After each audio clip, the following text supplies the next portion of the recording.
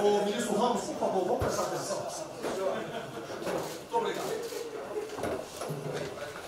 Você gostou? Está ótimo. Senhores, bom dia. Essa reunião é por solicitação minha ao presidente da República, porque nós iríamos apresentar isso à imprensa, que não foi apresentado, e começar uma série de especulações sobre esse plano de retomada. Então, eu solicitei ao presidente uma reunião com os ministros, porque o plano não vai ter efeito se todos os senhores não nos ajudarem, cada um na sua área, claro. Tá?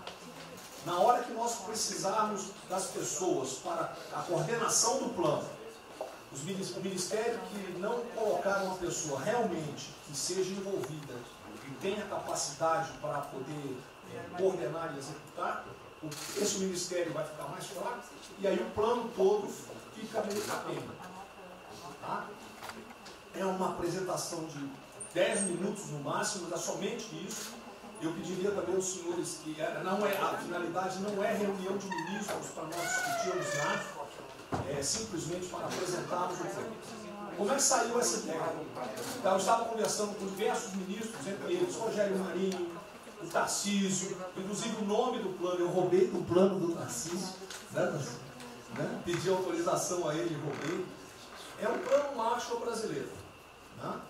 E eu comecei a observar que tinha plano do Ministério de Desenvolvimento Regional, que a economia tem plano, que a saúde tem plano, e não estava havendo uma coordenação, uma sinergia. Então esse foi o motivo dessa reunião aqui. Eu vou procurar ser bem breve no objetivo. Por favor, passa para mim. Muito bom. Passou tudo, acabou. Então vamos acabar. Você está no fim, está errado, cara. Passa primeiro, muito bem. Os senhores podem observar o seguinte. Eu conversei com o presidente. O problema, nós estamos invertendo a questão de uma lógica de raciocínio. Nós temos um problema, né? Nós temos esse problema, temos que ver quais são as consequências negativas desse problema. Todo mundo sabia, sanitárias e econômicas. Ninguém tem dúvida, com reflexo em todos os ministérios. Mas o foco não é na solução do problema. O foco hoje, de uma maneira geral, é quem é o culpado. Tá? E nós queremos recolocar, vamos dizer assim, readequar isso aí para como o governo deve reagir a esse problema para achar uma solução para as duas consequências negativas que ocorrem. Próximo. Então, é um programa. O programa se chama Pro Brasil. Tá? Dou crédito ao azar do Tarcísio por ele ter conversado comigo. Eu gostei e voltei. Né? Pro Brasil é um programa para integrar, aprimorar ações estratégicas. Os senhores vão ver que o foco ele não é de governo, ele é de Estado. Eu estou tentando fazer uma projeção de 10 anos. Tá? Eu estou tentando, não, nós vamos ter que fazer isso. Para a retomada do crescimento socioeconômico em resposta aos impactos relacionados ao coronavírus. Tá? Pode passar. As dimensões do programa são essas aí. Tá? Ele pega um modelo de governança, ele busca melhoria da produtividade, investimentos estruturantes e ações estratégicas do setor público. Vai. O programa se divide em duas etapas, ou duas partes. O Pro Brasil, deixa eu ver aqui que eu não estou conseguindo enxergar. Ordem e o Pro Brasil Progresso. Tá? O Pro Brasil Ordem, que você não imprimiu para mim, que eu agradeço. Não, botou na página errada. Ele pega um arcabouço normativo, ele trata, essas são as medidas estruturantes dele. Vai ter que ter um arcabouço normativo, investimentos privados, segurança jurídica, jurídica e produtividade, melhoria no ambiente de negócios e mitigação dos impactos socioeconômicos. Na parte de investimento, ele foca em obras públicas, parcerias do setor privado. Esse programa também ele tem um foco na redução das desigualdades regionais. Tá? tem um foco na redução das desigualdades regionais. O Cid está com o dedo errado aí. E só um segundo, por favor. Pode passar, por favor, Cid. Qual é a abrangência do programa? Os senhores podem observar que ele tem uma parte de infraestrutura, ele tem ações viabilizadoras e tem ações de apoio na lateral. Como é que é o nome mesmo? Facilitadoras. Então, observe, na infraestrutura, com foco particularmente nessas obras que estão paralisadas, esses investimentos que nós estamos perdendo, que estão paralisados. Ele pega infraestrutura de transporte e logística, desenvolvimento regional e cidades, pega energia, mineração, telecomunicações. No desenvolvimento produtivo, ele foca na indústria, agronegócio, serviços e turismo. Nas laterais, os senhores têm a parte de cidadania, capacitação, saúde, defesa, inteligência e segurança. Tem também cadeias digitais, indústria criativa e ciência. E nas viabilizadoras, que são transversais em toda a parte do programa, nós temos finanças e tributação, legislação e controle, meio ambiente e a parte institucional e internacional. Qual é o nosso time frame que nós estamos pensando aí? A estruturação do programa. Eu preciso que os senhores, nós vamos fazer uma reunião, como os senhores podem ver, é a primeira reunião do grupo de trabalho, tá? Com todos os ministérios envolvidos. Na sexta-feira agora, tá? Os senhores vão receber o horário, e aí nós teremos de maio a julho a estruturação do programa. De agosto a setembro, o detalhamento do projeto.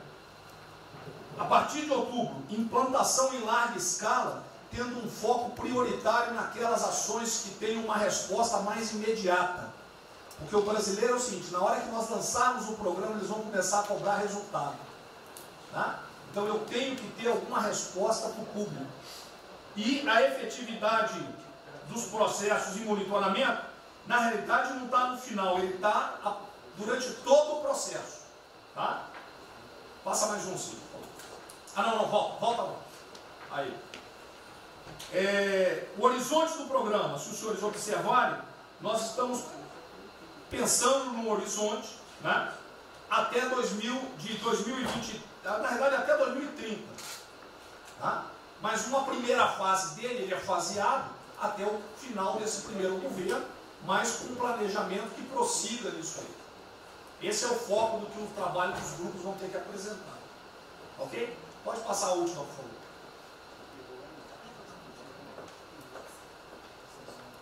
É sem sombra. Certo? Só um layout para os senhores.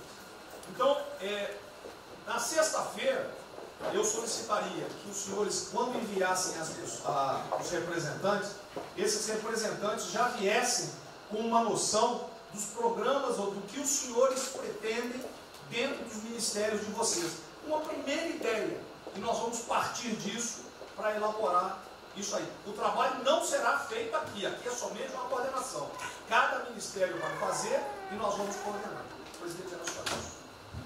Vamos dar a palavra para o Guedes, com todo respeito aos demais, acho que é o ministro mais importante nessa missão. Eu queria fazer a primeira observação seguinte: não chame de plano macho que revela um despreparo enorme. Não, isso aqui foi só aqui agora. Então, quando se falou em plano macho, para o Brasil é um nome espetacular.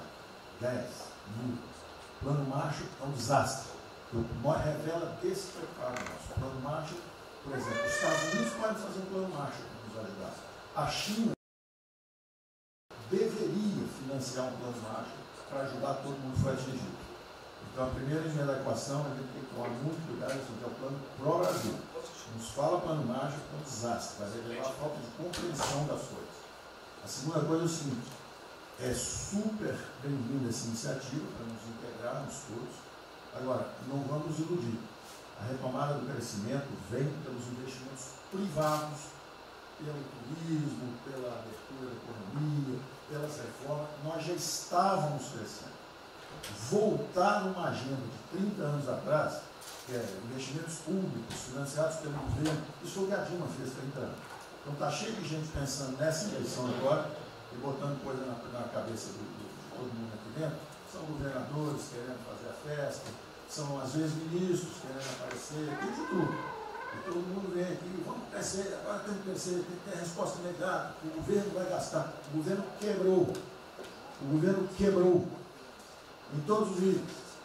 Prefeitura, governador e governo federal. O que nós conseguimos fazer? Nós sinalizamos o contrário.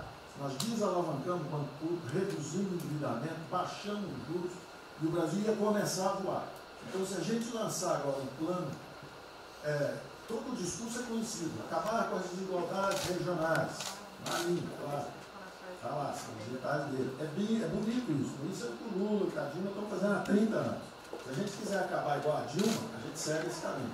Então, eu acho o discurso bom, mas nós temos que tomar cuidado e reequilibrar as coisas. Não pode o ministro, para querer ter um papel preponderante esse ano, destruir a candidatura do presidente, que vai ser reeleito se nós seguirmos o plano das reformas dos documentos originários. Então, eu tenho que dar esse recado, uma vontade de exposição, nós vamos ajudar tudo, mas nós não podemos iludir. O caminho desenvolvimentista foi seguido. O Brasil quebrou por isso. O Brasil estagnou. A economia foi corrompida, a política foi corrompida. A economia estagnou através do excesso de gastos públicos. Então, achar agora que você pode se levantar pelo suspensório, como é que um governo quebrado vai investir, vai fazer grandes investimentos públicos? Tarcísio sabe disso, conversando sempre. Tarcísio sabe o seguinte: quanto é que você consegue, Tarcísio? Passar de 5 bi para quanto? Para 15, para 20, para 30? Multiplicou por 6. Quanto é que você consegue de investimento em concessões? 250. Tá certo? Então, ó, tem 100 bilhões vindo para saneamento, tinha 100 bilhões que viriam, as 17 maiores petroleiras do mundo viriam para a nossa seção onerosa, 100 bilhões de seção onerosa, 100 bilhões de mineração, 100 bilhões de saneamento, 230 bilhões de concessões, 500 bilhões. Cadê o dinheiro do governo para fazer isso? Não tem. Então, quem está sonhando é sonhador. A gente aceita. Politicamente, a gente aceita. Vamos fazer todo o discurso da desigualdade, vamos gastar mais, precisamos eleger o presidente. Mas o presidente tem que pensar daqui a 3 anos. Não é daqui a 1 ano, não. Tem muita gente pensando na eleição desse ano. É só a observação que eu faria. Eu estou fora de eleição de aí, só um minutinho. A ideia aqui, ninguém falou em investimento público por enquanto. Inclusive, nós falamos ali em investimento, falamos inclusive em investimentos privados. O que tem que acontecer é o seguinte: eu estou vendo um plano de tanta gente, nós temos que centralizar. Isso, e aí, a imprensa, a economia vai dar exatamente o que pode, o que não pode. Fundamental a coordenação. Até para isso na imprensa que está saindo. Que saiu na imprensa assim: plano Marshall e a economia está fora. Quer dizer, alguém foi para a imprensa e falou: vê um plano Marshall ali, a economia está fora. Quer dizer, enfraquecer o nosso discurso num momento desse é uma tolice, é um atentado contra nós mesmos. Questão da imprensa, eu acho que eu resumi hoje dentro do palácio 20 segundos. Eu não vou falar com vocês, que vocês não deturpam, vocês inventam e potencializam. Tem que ser o papel de cada um, não pode um sair daqui no cantinho, foi mais ou menos. Não pode falar nada, tem que ignorar esses caras, 100%. Senão a gente não vai para frente. Tem que estar sendo pautado para esses pulhas. O tempo todo jogando um contra o outro. É a Pedro Cristina contra mim. Não pode jogar a Pedro Cristina, joga ela contra mim. O tempo todo. Tá? Então, se a gente puder falar zero na imprensa, é a saída. Bom, eu vou ser muito rápido aqui, general. Primeiro, parabéns. É fundamental esse processo de coordenação e de centro de governo. Nós precisamos ter isso cada vez mais aprofundado e com melhor qualidade. Segundo, eu quero, não precisa, mas eu quero me somar a essa visão do ministro Paulo Guedes, porque, vamos lá, nós recebemos o governo com 36 mil obras paradas. Oriundas da onde? Do pátio. Só para lembrar. O Abraão tem não sei quantas mil creches. 3 mil creches paradas que somam nessas 36. Então, o que nós trouxemos para o Brasil e como é que nós começamos o ano, e eu vou lembrar, presidente, o senhor sempre disse, é muito triste ver um brasileiro chegar no exterior e ser recebido com o manto da desconfiança. Pois nós passamos, Paulo Guedes, o ano todo, Tarcísio, Tereza, Bento, o nosso ministro Marcos Pontes e outros, andando pelo mundo e fazendo o quê? Vendendo o Brasil. Terminamos o ano, lembra do número, 482 bilhões de investimentos para os próximos 20 anos. Uma boa parte, mineração, petróleo, por aí vai. Recebemos 90 bilhões de bônus de outorga. Nós temos 10 bilhões de dólares do governo da Arábia Saudita que precisa definir onde é que vai votar. Mas o príncipe autorizou. São 50 bilhões de reais. A dinheiro de hoje. Então, eu tenho convicção de que nós temos que continuar fazendo o que a gente vinha fazendo. Ou seja, aprofundando a participação da sociedade. Nós temos uma coisa emblemática aqui, que é a Lei da Liberdade Econômica, que pela primeira vez na história do Brasil, desde que o Brasil é Brasil, o cidadão diante do Estado tem razão, até que o Estado prova ao contrário. Foi isso que fez os americanos, que há 200 anos atrás eram muito mais pobres do que nós, ser muito mais ricos do que nós. Então, o aprofundamento são sim das reformas, é sim ousar e ter uma reforma tributária que baixe o imposto no Brasil, reduz a carga tributária, estou falando sério.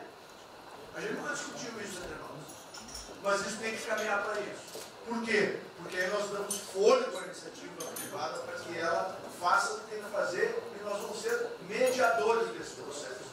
Apenas.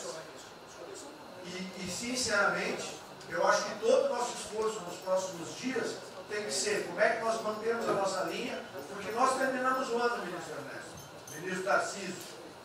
O senhor foi recebido na Federação das Indústrias Alemãs com um slide que mostrava a 163 os caminhões atolados e a 163 pavimentado.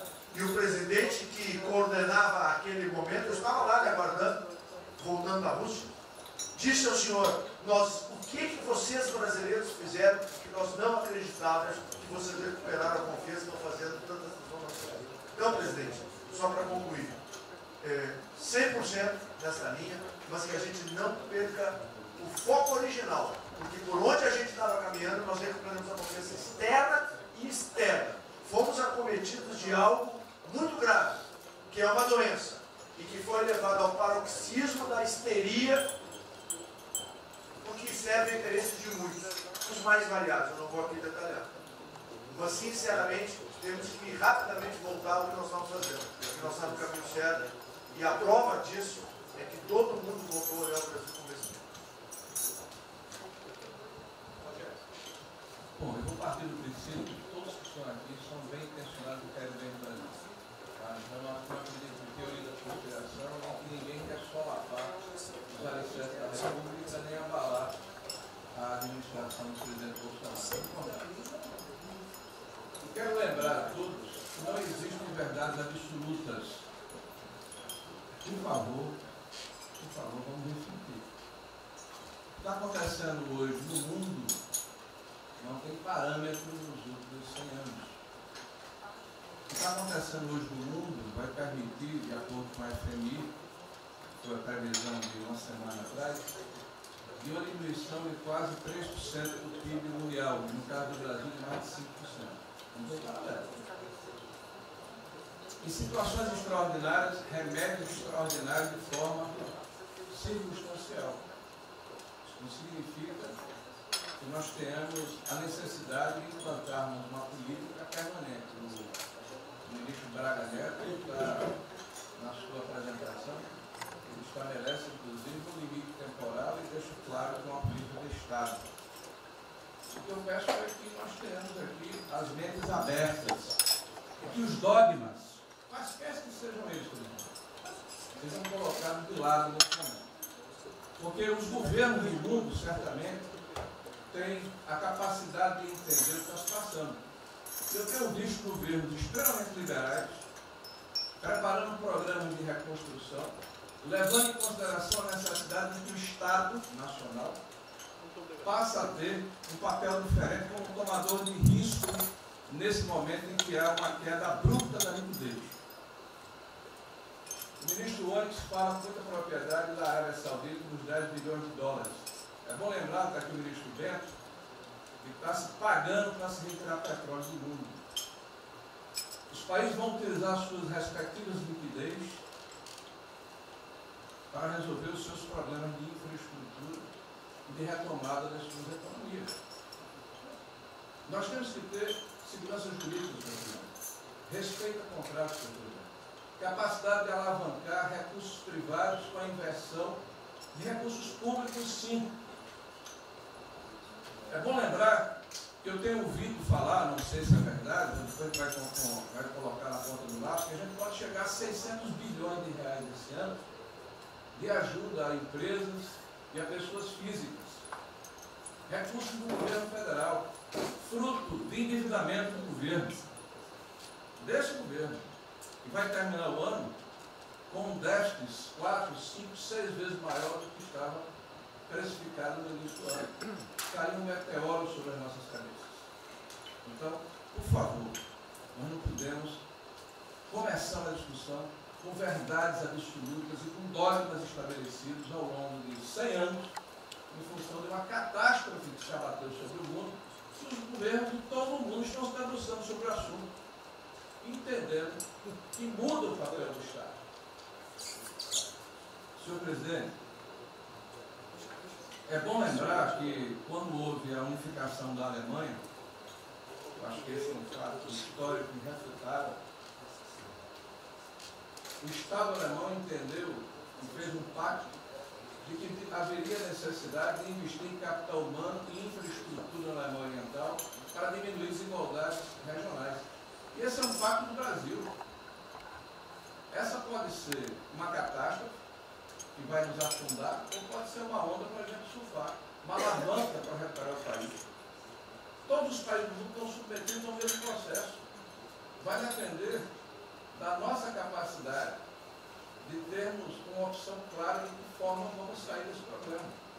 Se vamos gastar 600 bilhões de reais para resolver uma situação que é emergencial e todos reconhecemos que é necessária, e darmos segurança à população, no caso alimentar, para evitarmos o caos, para diminuirmos a mortandade das empresas, muito bem, está correto, essa é a boa direção.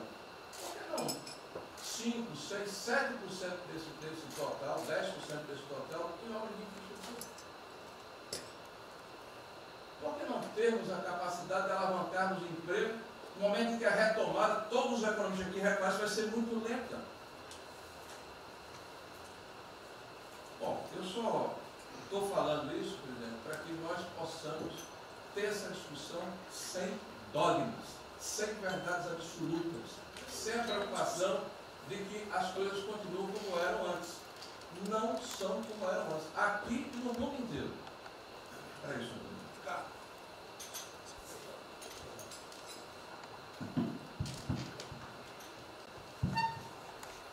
Presidente, estava assistindo atentamente a apresentação do colega Wilson Braga Neto. Na parte final, no slide das questões transversais, ao meio ambiente, mas acho que o que eu vou dizer aqui sobre o meio ambiente se aplica a diversas outras matérias.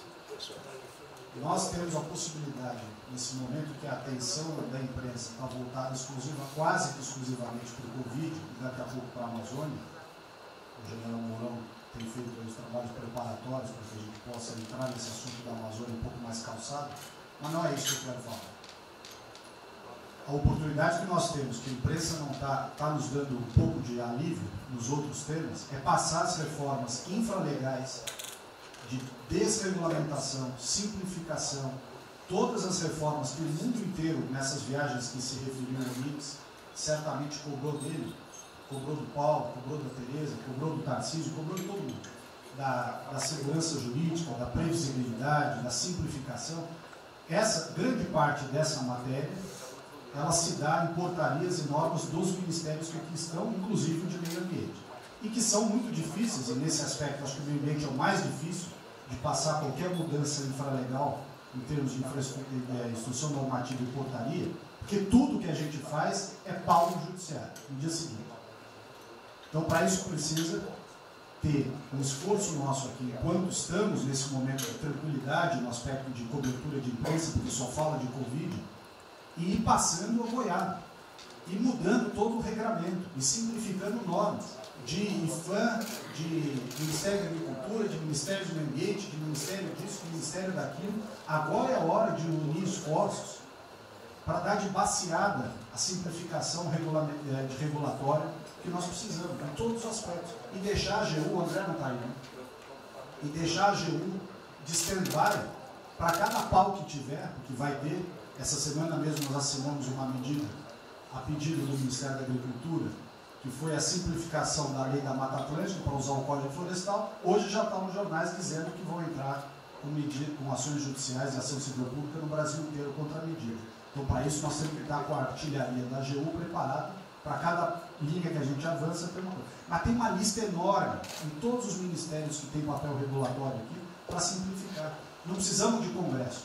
E coisa que precisa de Congresso também, nesse fuzuê que está aí, nós não vamos conseguir aprovar. Agora tem um monte de coisa que é só parecer, caneta. Parecer, caneta. Sem parecer também não tem caneta. E dar canetada sem parecer é cana. Então, isso aí vale muito a pena. A gente tem um espaço enorme para fazer.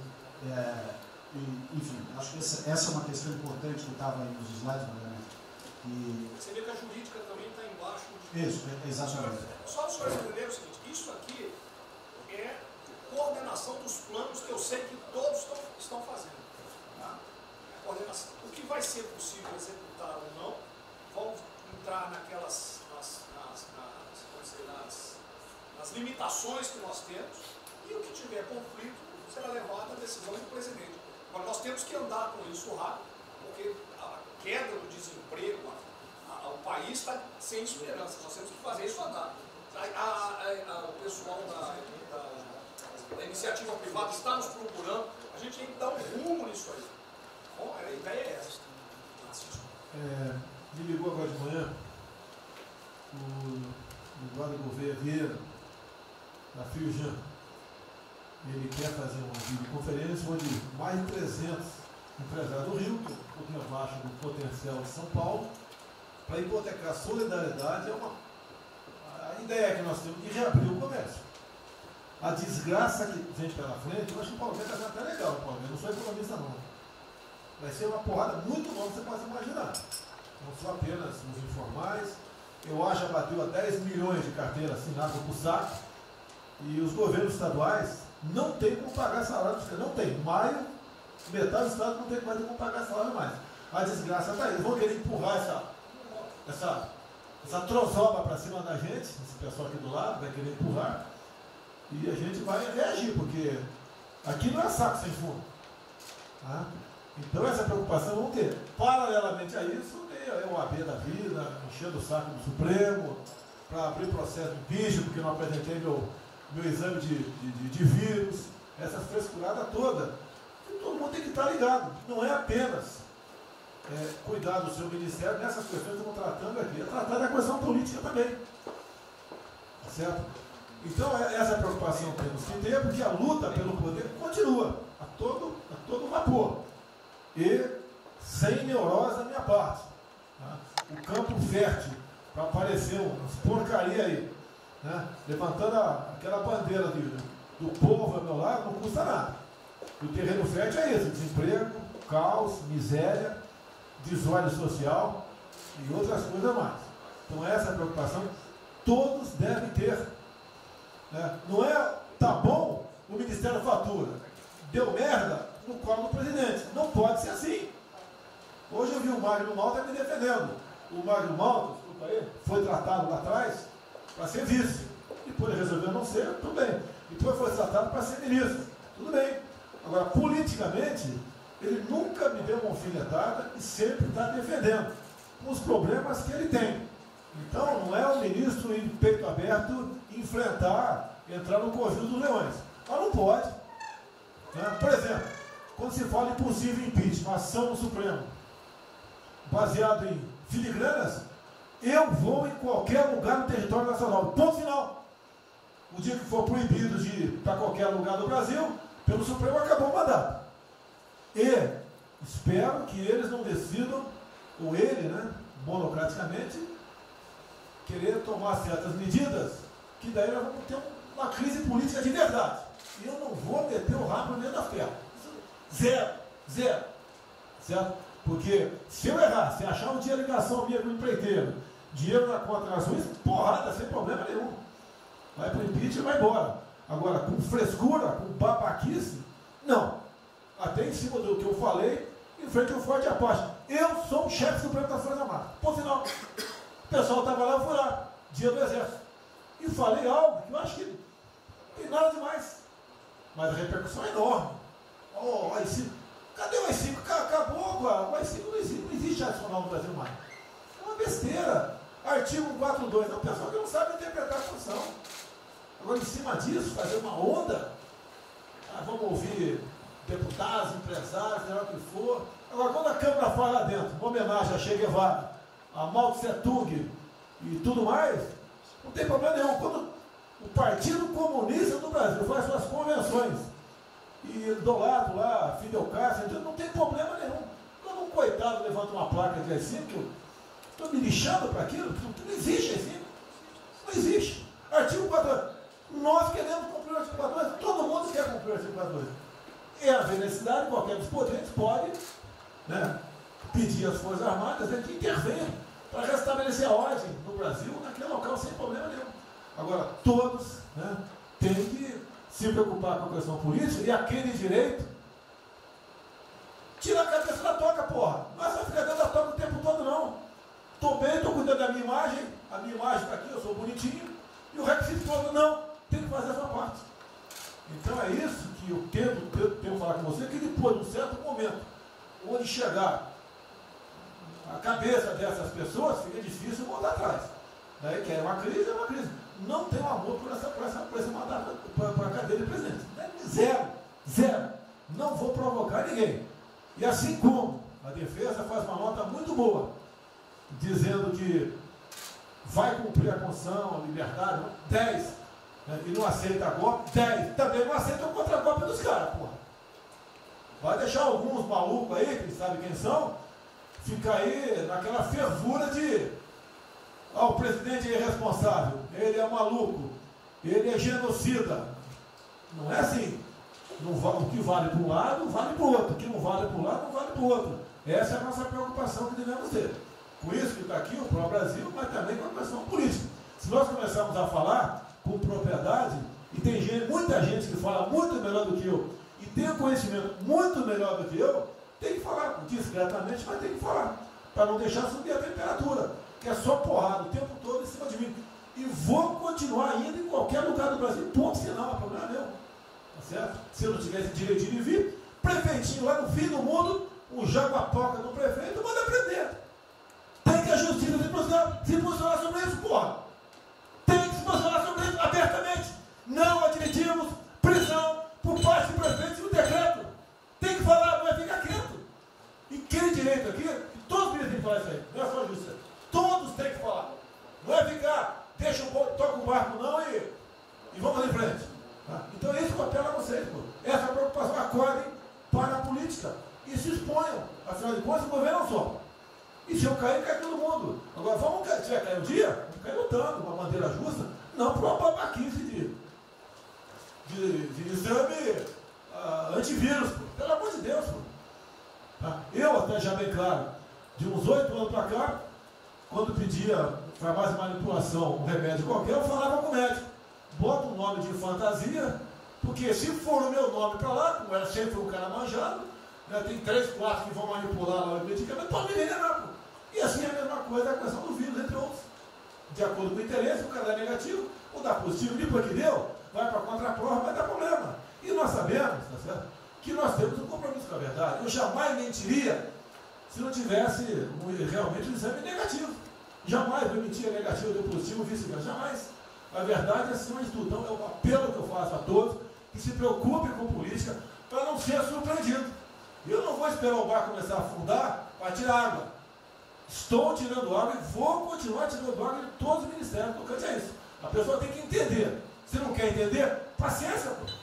E eu tenho o poder e vou interferir em todos os ministérios, sem exceção. Nos bancos eu falo com o Paulo Guedes, se tiver que interferir.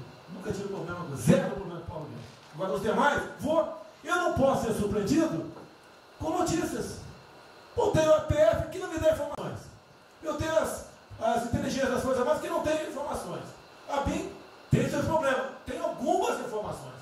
Só não tenho mais porque está faltando, realmente, temos problemas. Aparelhamento, etc. Mas a gente não pode ver essa informação. Quem é que nunca ficou atrás da porta ouvindo que seu filho ou sua filha está comentando? Tem que ver, depois que ela engravida, não adianta falar com ela mais. Tem que ver antes. Depois que o moleque encheu os conos de droga, não adianta mais falar com ele, já era. A informação é assim. Eu estava vendo, estudando esse fim de semana aqui, como é que o serviço chinês secreto trabalha nos Estados Unidos. Qual a preocupação nossa aqui? É simples o negócio. Ah, não deve falar publicamente. Deve falar como? Está todo mundo vendo o que está acontecendo?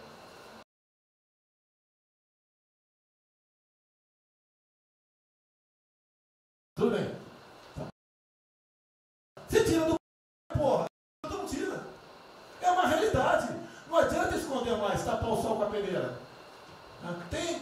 Vai em alguns ministérios, tem gente deles plantada aqui dentro. Então não quer pregar. Zero. Precisamos dele para vender? Sim, isso precisa também de nós. Que se não precisasse, não estaria comprando a soja da gente, não. Precisam. E é um negócio, pô. E devemos aliar com quem tem alguma afinidade conosco, para a gente poder fazer valer a nossa vontade naquele momento. Não adianta se esconder aqui, depois tem um problema, daí liga para o tio, fala, pô, cara, você me ignorou até hoje. Você só não me chamou de imperialista, igual a esquerdalha e o FHC falava no passado. No resto, agora não dá mais. Então essa é a preocupação que temos que ter, a questão estratégica, que não estamos tendo. E me desculpe, o serviço de informações nosso, todos, são uma vergonha, que eu não sou informado. E não dá para trabalhar assim, fica difícil. Por isso, vou interferir. E ponto final, pô. Não é ameaça, não é extrapolação da minha parte, é uma verdade. Como eu falei, né? Deus ministério para os senhores. O poder de veto. Mudou agora, tem que mudar. E eu quero realmente governar o Brasil. Nós precisamos de todos aqui, como disse o Marinho, né? Aqui é o mesmo barco. Se alguém cavar no porão aqui, vai todo mundo para o saco aqui, vai todo mundo morrer afogado. Então é isso que a gente precisa. É pensar além do que tem que fazer internamente aqui. Quando eu explodi em metro, conversei com o Paulo Guedes. Desculpa a linguagem, é uma putaria em metro. Trocar tacógrafo, trocar taxímetro, botar chip na bomba de combustível, putaria, igualzinho tomar 3 pinos. Está muito bem agora, vai precipitar uma porrada. Ah, botou um coronel. O coronel foi pelo hino. Eu ia botar um coronel, você vai ter uma formação. Tá?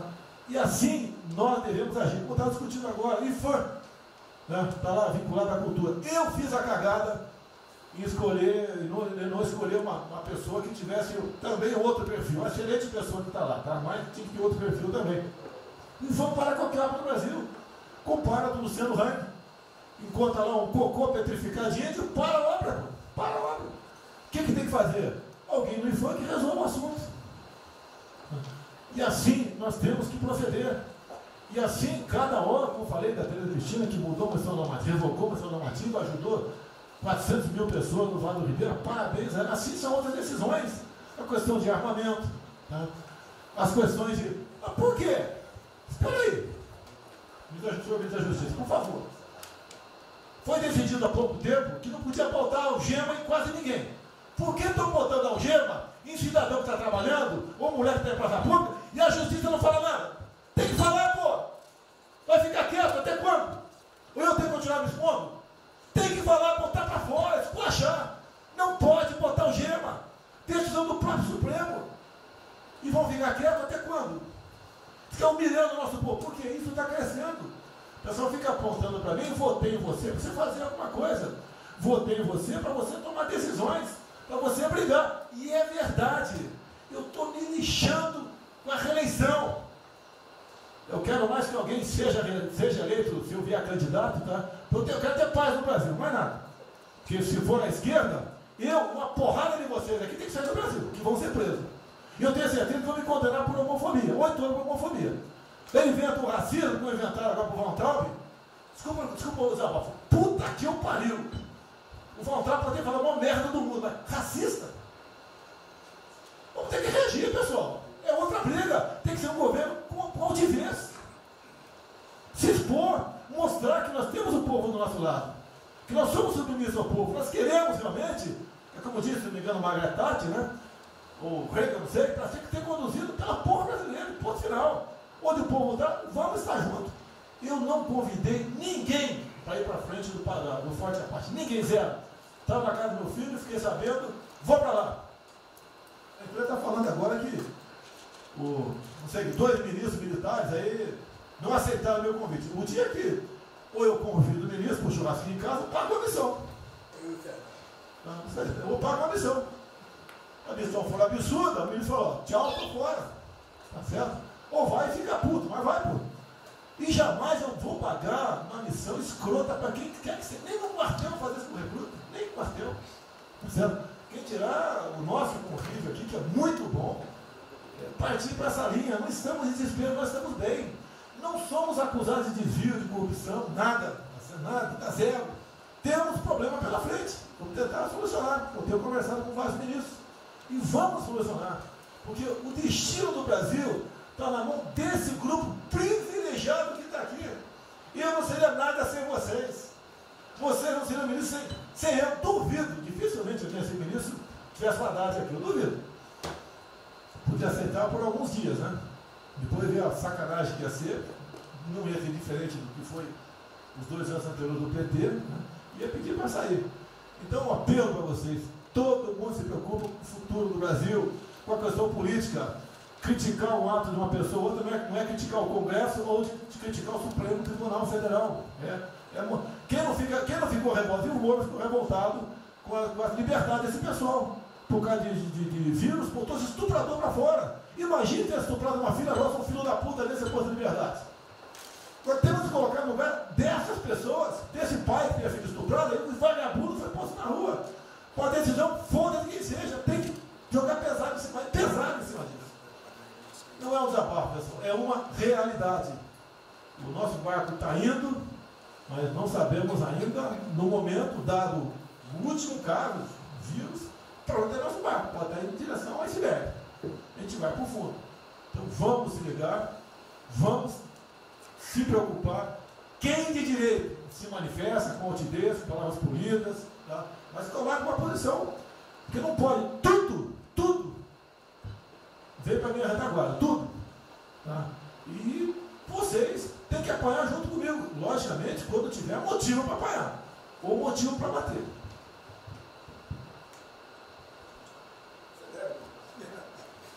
Não, eu já caí.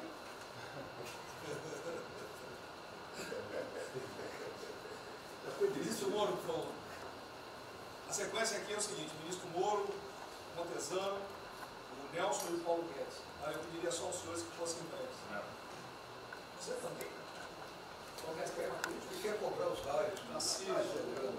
Depois do Moro.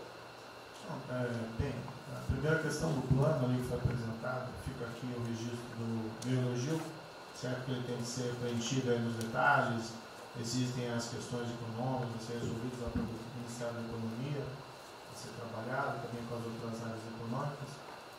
Só faria uma sugestão aqui, ministro, se pudesse colocar desde logo, em algum momento desse plano, alguma referência importante também à segurança pública e a controle da corrupção.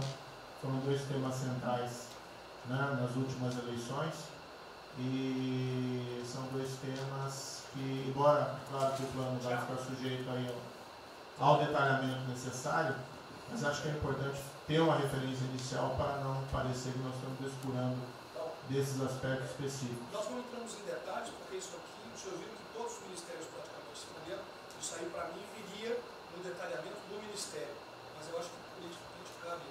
Não, sim. Não, eu entendo que cabe no detalhamento, mas acho que uma referência né, seria interessante.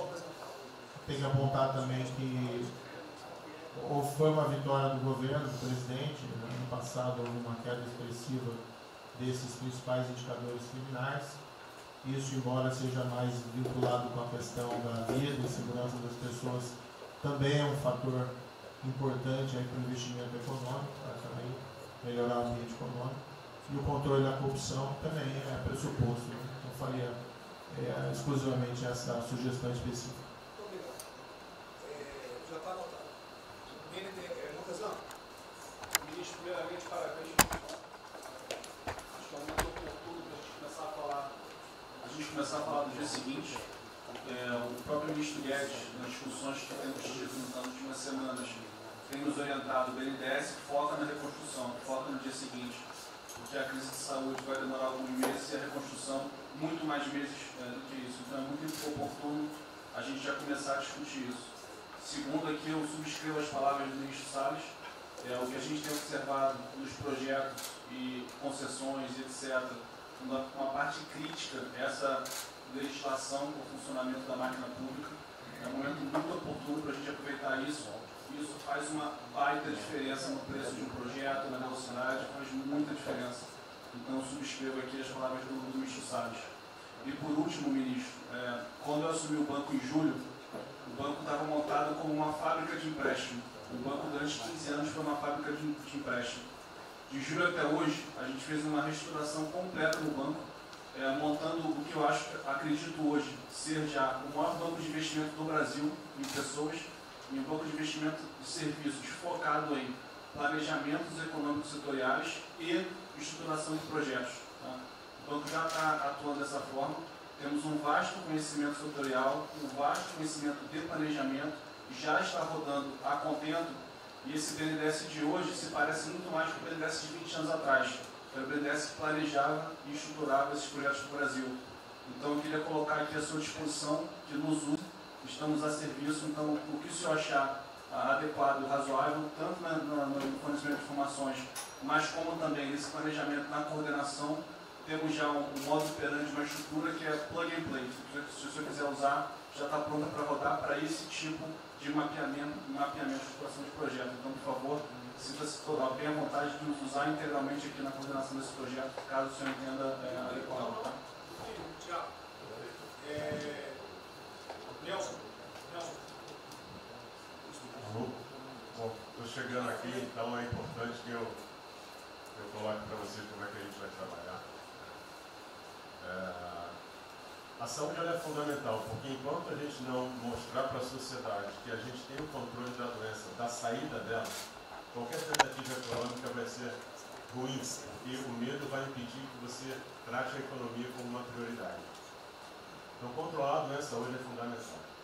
E controlar a doença não significa que a gente vai curar a doença em uma semana, mas que a gente não é um barco à deriva e que a gente tem uma estratégia para trabalhar essa doença. Então, são 3 coisas que a gente vai trabalhar. Primeiro, a informação, para entender o que é a doença, qual é a evolução dela, como é que está a infraestrutura para cuidar da doença.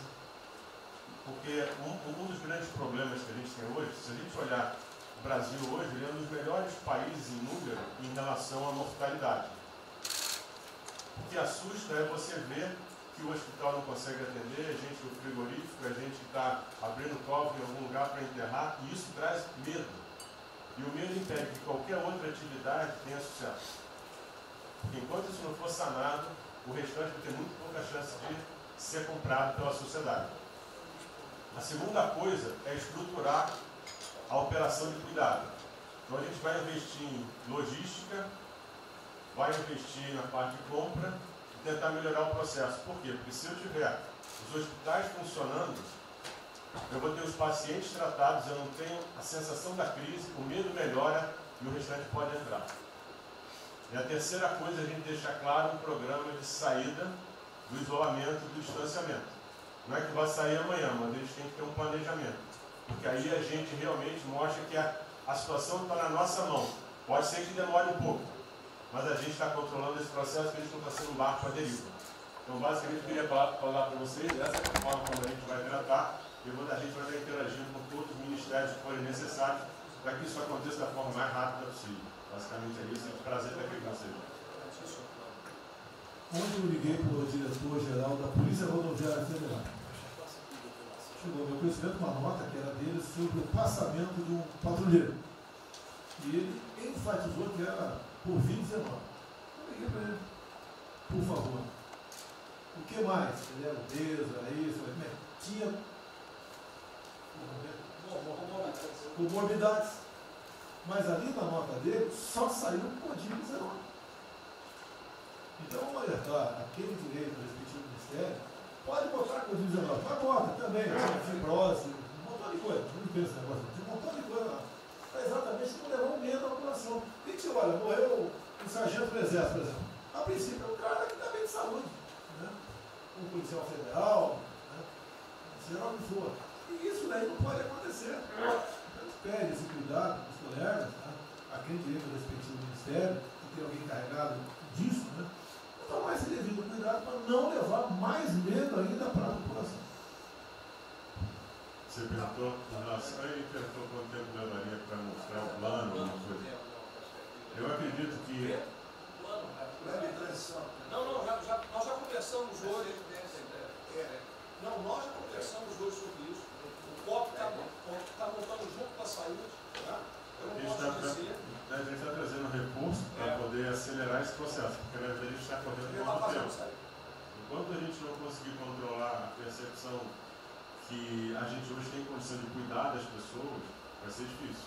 Né? E o problema da doença é que você pega um sistema que, se você falar em eficiência, os hospitais têm que ser eficientes. Então, quando você fala em eficiência, você vai quase no limite do cuidado. Você não tem sobra, você não tem gordura. Quando você pega uma doença que chega, que é muita gente ao mesmo tempo, você não consegue ter agilidade para preparar o sistema para cuidar dela. E a gente tem um problema adicional que a gente tem que tomar cuidado, que é o seguinte: quando você tem os hospitais com pouca, você tem muita gente falando de Covid, os hospitais estão diminuindo muito o atendimento, o que significa que eles vão ter problema financeiro. Se isso prorroga, esses hospitais vão ter cada vez mais dificuldade, você vai poder ter um hospital mais sucateado, um hospital fechado. O que está acontecendo hoje? Vamos botar em números hoje. A gente tem 4 milhões de pessoas hoje com a Covid. O Brasil hoje tem 212 milhões de pessoas. Tem 208 milhões que não estão tendo a atenção necessária. Você tem câncer, cardiovascular, isso tudo está represado, a demanda é reprimida. Quando você controlar a Covid, o não Covid vai chegar com tudo. Você pode pegar uma estrutura sucateada. Aí você só vai transferir o problema de medo, que vai ser o medo da Covid e o medo da não Covid. Então a gente tem que estar preparado para isso tudo. Então não é só trabalhar o curtíssimo prazo, a gente tem que preparar para essa segunda fase que vai chegar também. Isso tudo a gente está fazendo, só para vocês saberem que a gente está pensando nisso tudo, só para vocês saberem que está tudo trabalhando. Tá. Por favor, o ministro Tarcísio, eu pediria aos senhores que fossem bem breves. Não, já não tem jeito.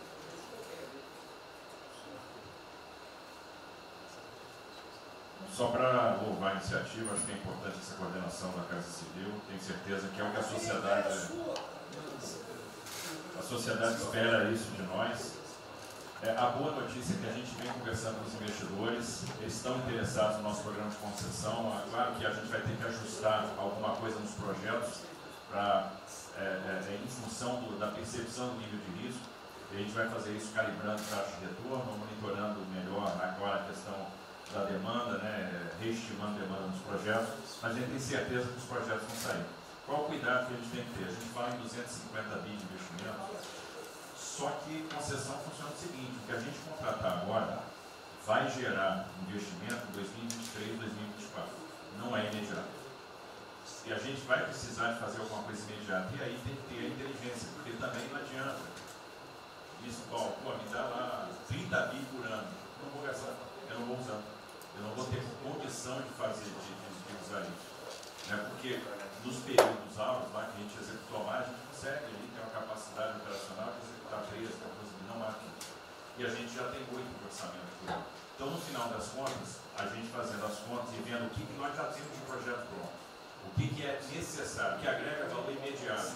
É um 35 Maranhão lá, que leva a safra para o Porto de Itaqui, que se acabou. Ali eu posso fazer uma intervenção imediata. E o que a gente vai falar? Eu estou falando de pegar os 8 que a gente tem e agregar mais 3, mais 4. É essa aqui. Eu acho que isso é realmente necessário para gerar emprego, para dar a resposta que a sociedade está querendo e conjugando isso investimento privado. As duas coisas têm que andar juntas, né? E aí nós vamos dar um bom retorno. A gente está vendo aí o esforço que o BNDES está fazendo, acho que está fazendo um trabalho magnífico, trazendo o banco, trazendo o privado, o sindicato de bancos, para assumir uma responsabilidade que é deles também. O Banco Central injetou um monte de liquidez aí no sistema, para o dinheiro não ficar empossado, e aí preservando o caixa para atuar, né, nesses projetos de estrutura que vai ser fundamental. Então, eu acho que é essa linha que nós precisamos ter, né? E tivemos aí dois caras aí na história recente que pegaram terra arrasada e entraram para a história. Um foi o Roosevelt, o outro foi o Churchill. O terceiro vai ser o Bolsonaro.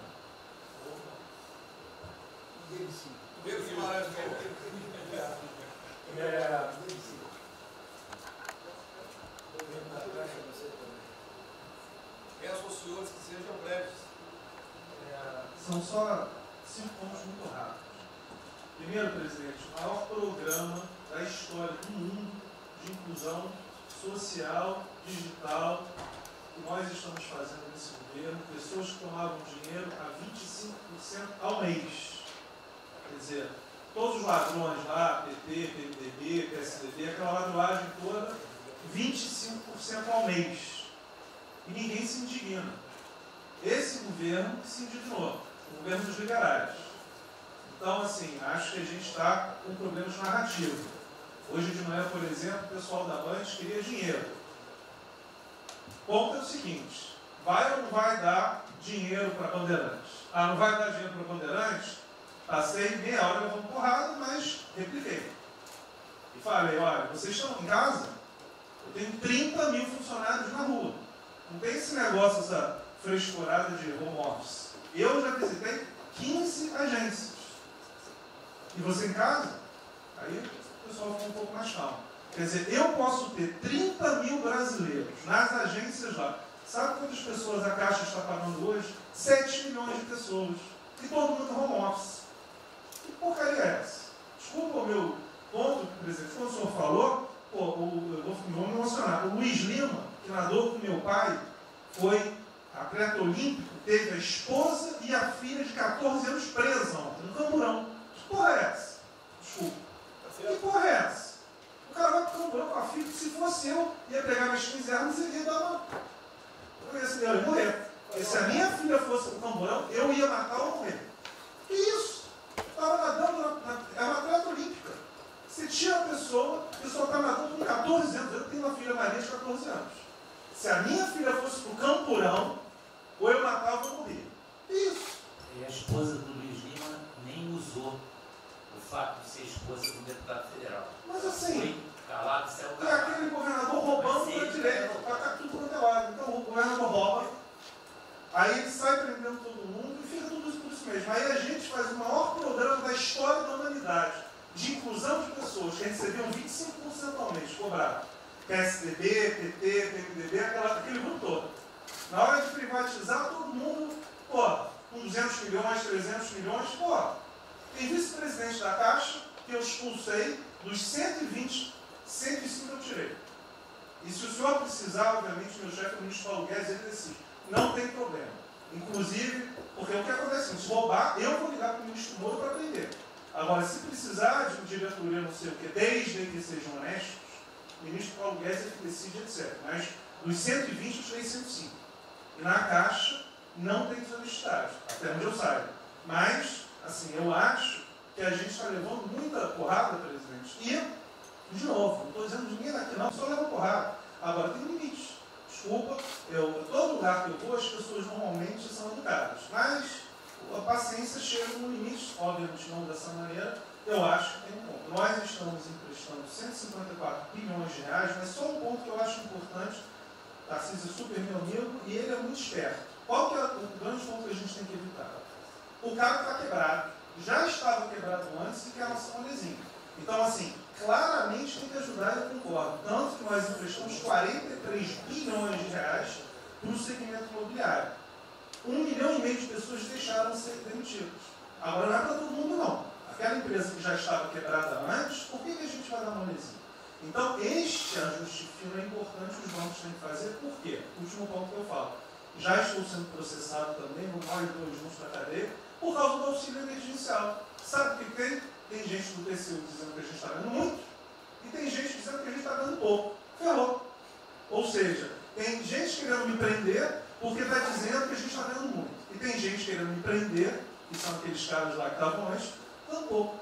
Vou acabar sendo preso, mas o que a gente não vai fazer? Deixar 30, 40, 50 milhões de pessoas passarem fome. Então, é só o meu recado dizendo o seguinte: a Caixa, como de todos os brasileiros. Poxa, a gente está com 30 mil pessoas. Eu passo ligando, 45 pessoas na Caixa tiveram coronavírus. 2 faleceram, um, na verdade, com 70 anos já estava aposentado, e outro. A pessoa, eu chorei mais do que a pessoa, a mãe.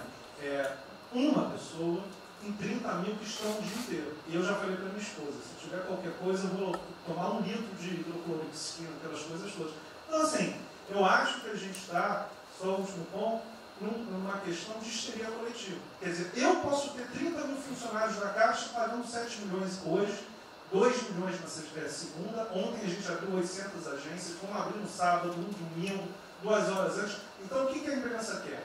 Que você pague e dane-se os funcionários da Caixa. Mas se morrer 2, Jornal Nacional, presidente Bolsonaro e presidente Pedro, irresponsáveis porque abriram. A gente só vai levar porrada. Agora, realmente, meu ponto é inaceitável, foi a primeira vez que aconteceu.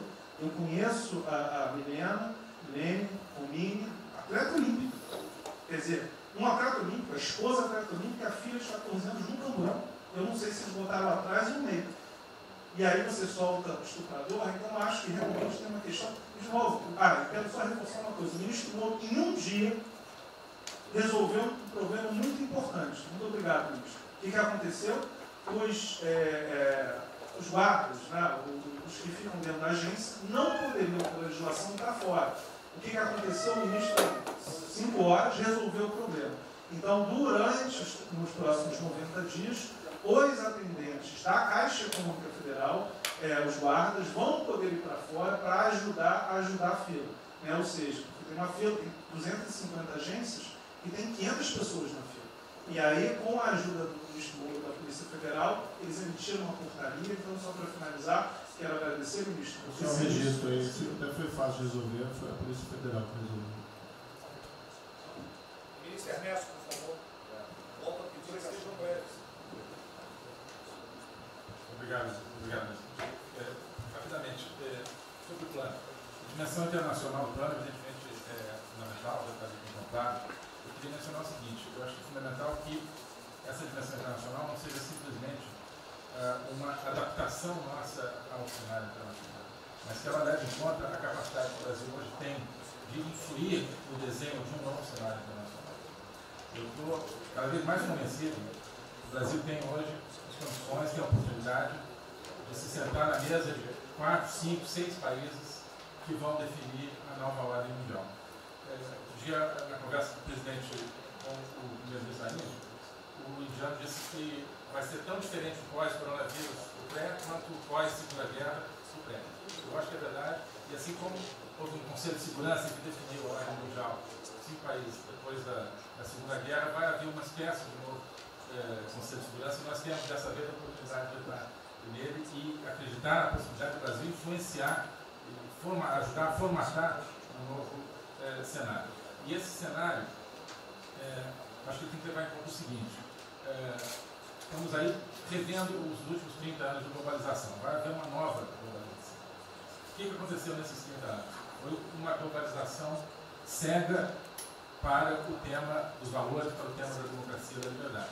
Foi uma globalização que a gente está vendo agora, criou um modelo onde no centro da economia internacional está um país que não é democrático, que não respeita os direitos humanos, etc. Essa nova globalização acho que não pode ser cega. Tem que ser uma globalização, tem que ser uma estrutura que leve em conta, claro, a dimensão econômica, mas também essa dimensão da liberdade e do valor.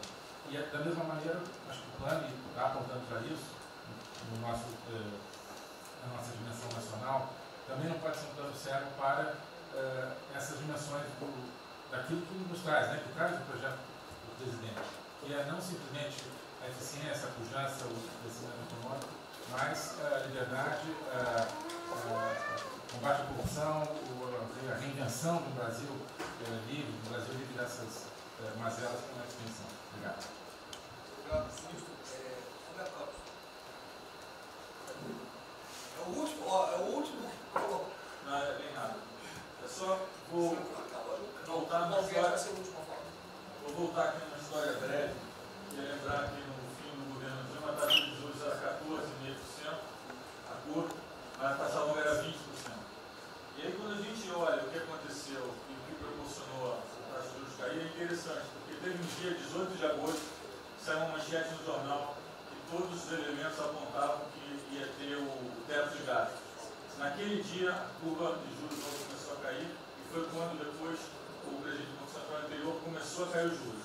Ele caiu os juros até o nível de 6,5, estabilizou, teve a incerteza das eleições, com a incerteza do PT poder voltar, a taxa piorou. Depois, curiosamente, quando o mercado entendeu que ia ter a Previdência, foi quando abriu espaço para cortar os juros novamente. Então, a razão dos juros ter ido de 14,5, 15 ou 20 para o que está hoje foi o fato da sociedade do mercado ter entendido que o governo ia ter disciplina em relação às contas públicas. Isso a gente não pode esquecer. Tá?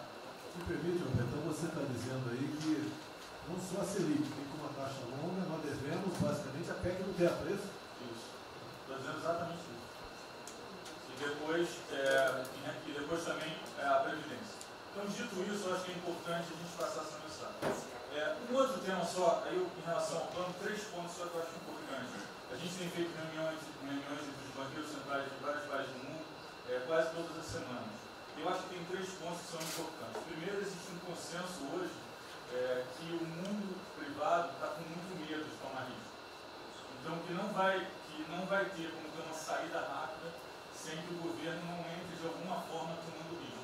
Porque o mundo privado está com medo de tomar risco pelo fator medo. Que é o fator que o doutor me ensinou, que eu acho que é muito importante.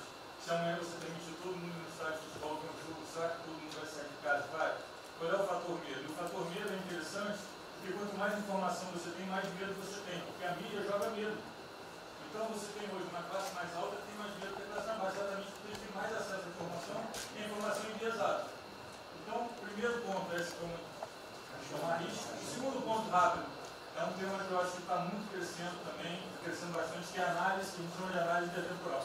Quando você faz uma ajuda, quando o governo faz um gasto, geralmente acontece 2 coisas. Ou você bota fundo perdido, ou seja, esse gasto não vale nada, e aí vai ter um reflexo na economia, na taxa de juros, ou as pessoas exageram falando esse gasto vai ser um multiplicador.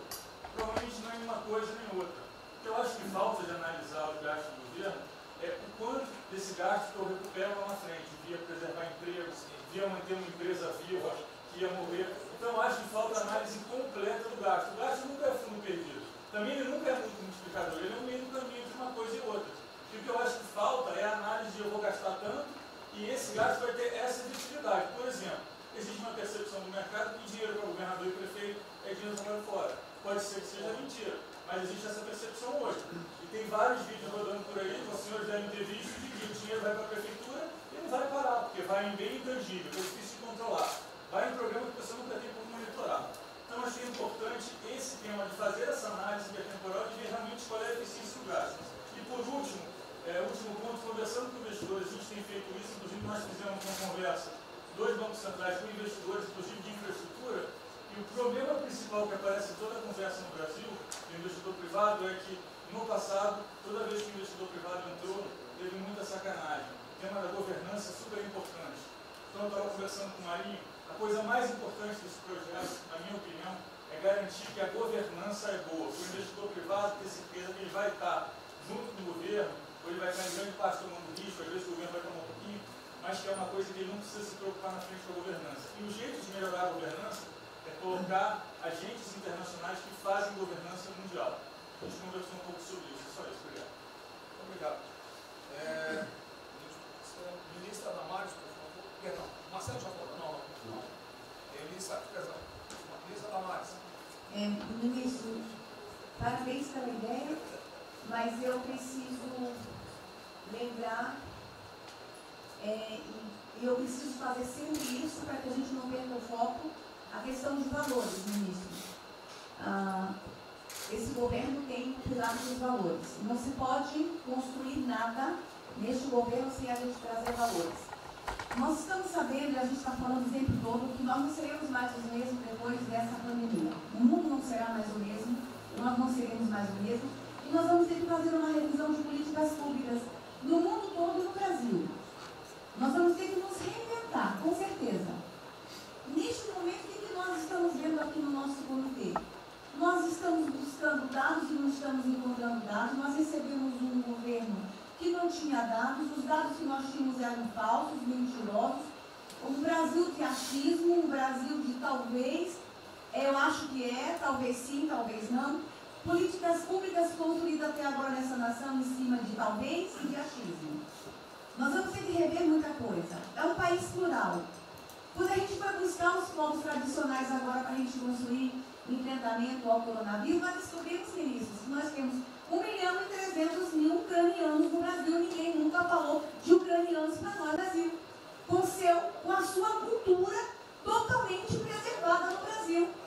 Nós estamos com 1.500.000 ciganos, e eu falava de 1.300.000, e são 1.500.000 ciganos. Nós estamos... Então, presidente, nós vamos ter que rever muita coisa na aplicação das nossas políticas públicas no Brasil. Os nossos seringueiros são em números maiores do que a gente imagina no Brasil.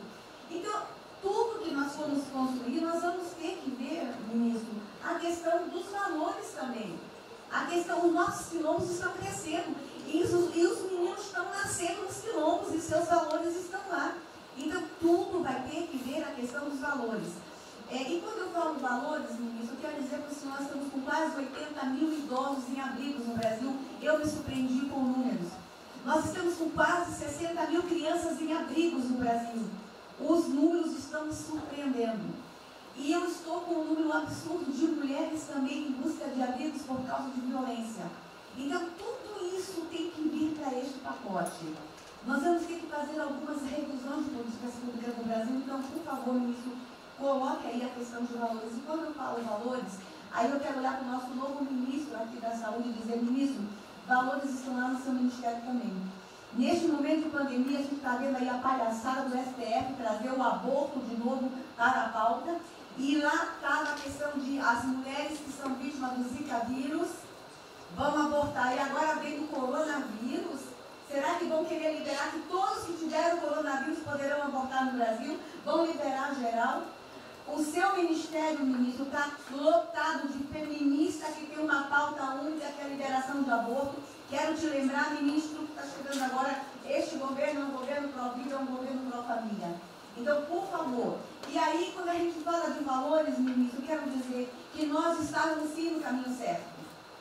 A gente não precisa reinventar muita coisa, não. E eu quero citar aqui um exemplo da política indigenista, como este governo estava construindo. Todo mundo começou a dizer, a esquerda começou a falar, que o coronavírus iria dizimar os povos indígenas no Brasil. O primeiro óbito, dia 12 de abril, sabe o que é isso? A forma como nós estávamos conduzindo a política indígena no Brasil. Primeiro óbito, dia 12 de abril. E eu fui lá para a Amazônia, em Roraima, junto com o presidente da FUNAI e o secretário nacional de saúde indígena, para acompanhar o primeiro óbito. A forma como a gente conduziu deu muito certo.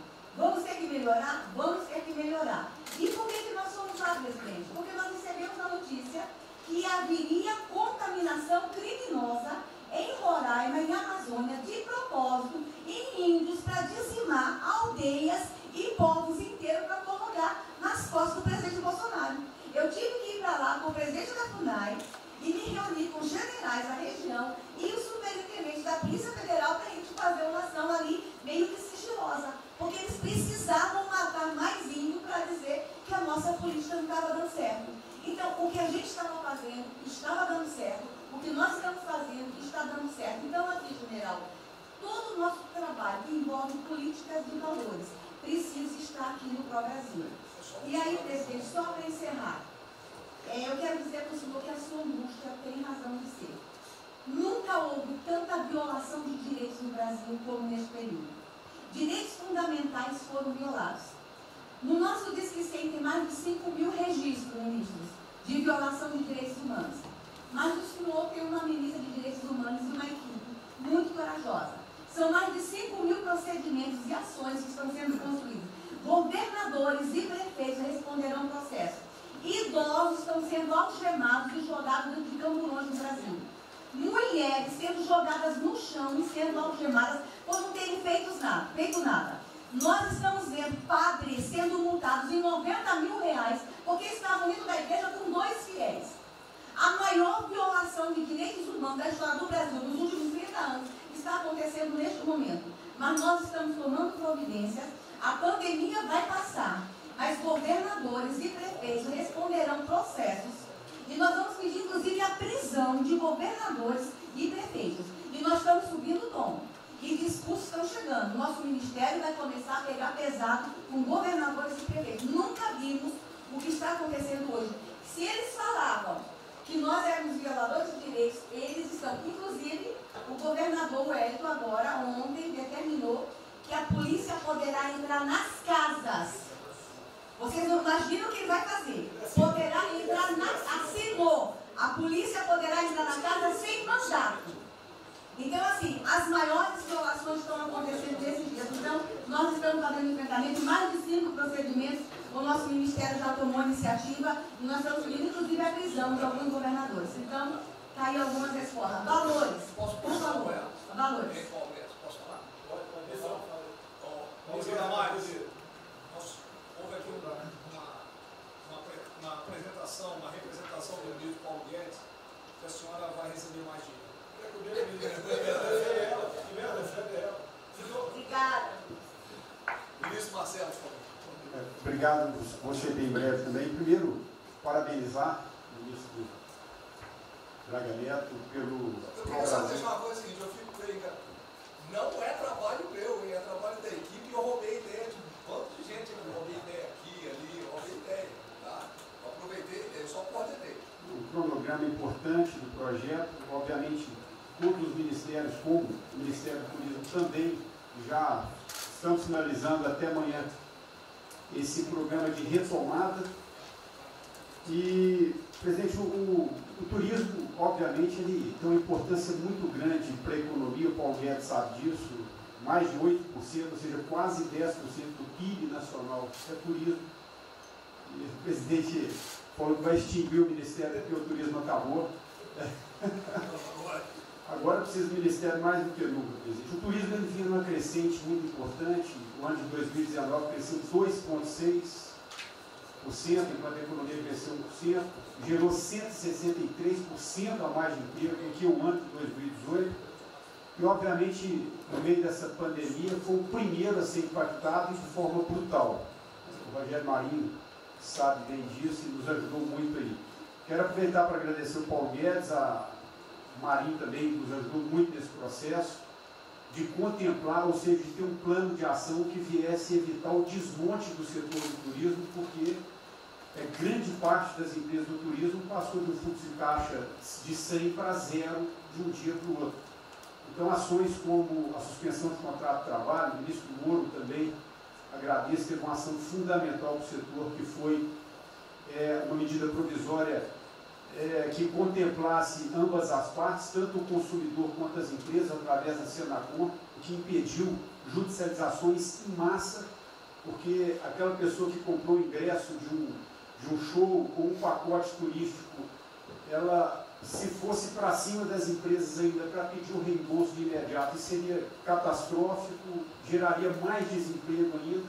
Essa medida provisória garantiu que as empresas pudessem ter um fôlego, um prazo aí de até 12 meses para fazer esse reembolso. Um terceiro ponto foi a questão dos créditos, que está terminando de ser fechado junto ao Banco BNDES. Agradeço muito aí também o Montesano, a Caixa Econômica também, o Pedro, o ministro Paulo Guedes, que o entrave maior estava na questão das garantias, mas a gente está conseguindo finalizar esse modelo de crédito para contemplar a todos, desde o meio ao micro, pequeno, médio, o grande empresário no Brasil do setor do turismo. O setor, presidente, ficou muito feliz, se sentindo contemplado com todas essas ações medidas por parte do governo federal.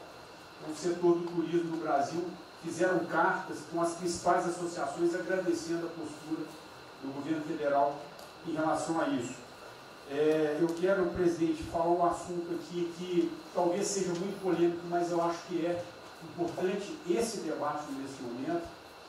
Aí eu falo também para a ministra Damares, que eu sei que é uma pauta muito sensível também a ela, que é a questão, presidente, porque o Ministério do Turismo agora tem que ter um planejamento, um plano de atração de investimentos, que é o que gera emprego, renda, é o que ajuda, obviamente, a economia do Brasil. E para isso, presidente, eu acredito que é um momento propício nesse planejamento da retomada, discutir os resorts integrados. Não é legalização de jogos, não é bingo, não é caça-níquel, são resorts integrados. Obviamente, presidente, uma pauta precisa ser construída, ainda mais estou olhando para o cara aqui para mim. A pauta precisa ser construída com as bancadas da Câmara, tanto a evangélica quanto a católica, mostrando ou desmistificando vários mitos que giram em torno disso. Não sei se o ministro Paulo Guedes concorda. Nós temos a possibilidade de atrair pelo menos 40 bilhões de dólares para o Brasil só de outorgas, de investimentos imediatos para essa pauta.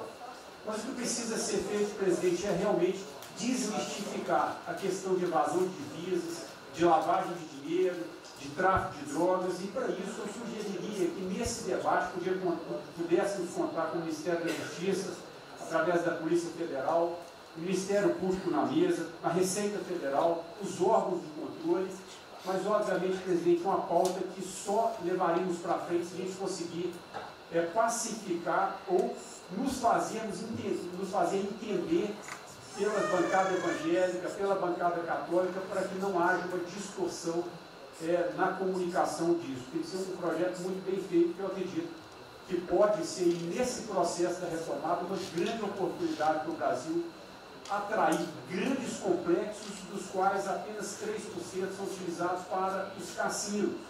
E outra, isso não tem impacto diretamente nenhum na família dos trabalhadores brasileiros. Tá se diabo.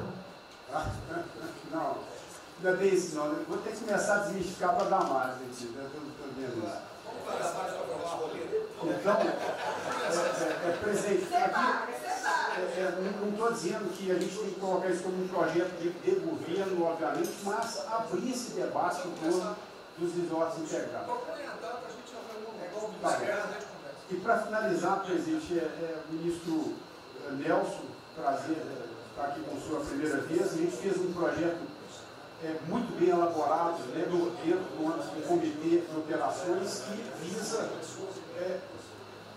fazer com que os hotéis possam abrigar os profissionais de saúde, e só os profissionais de saúde.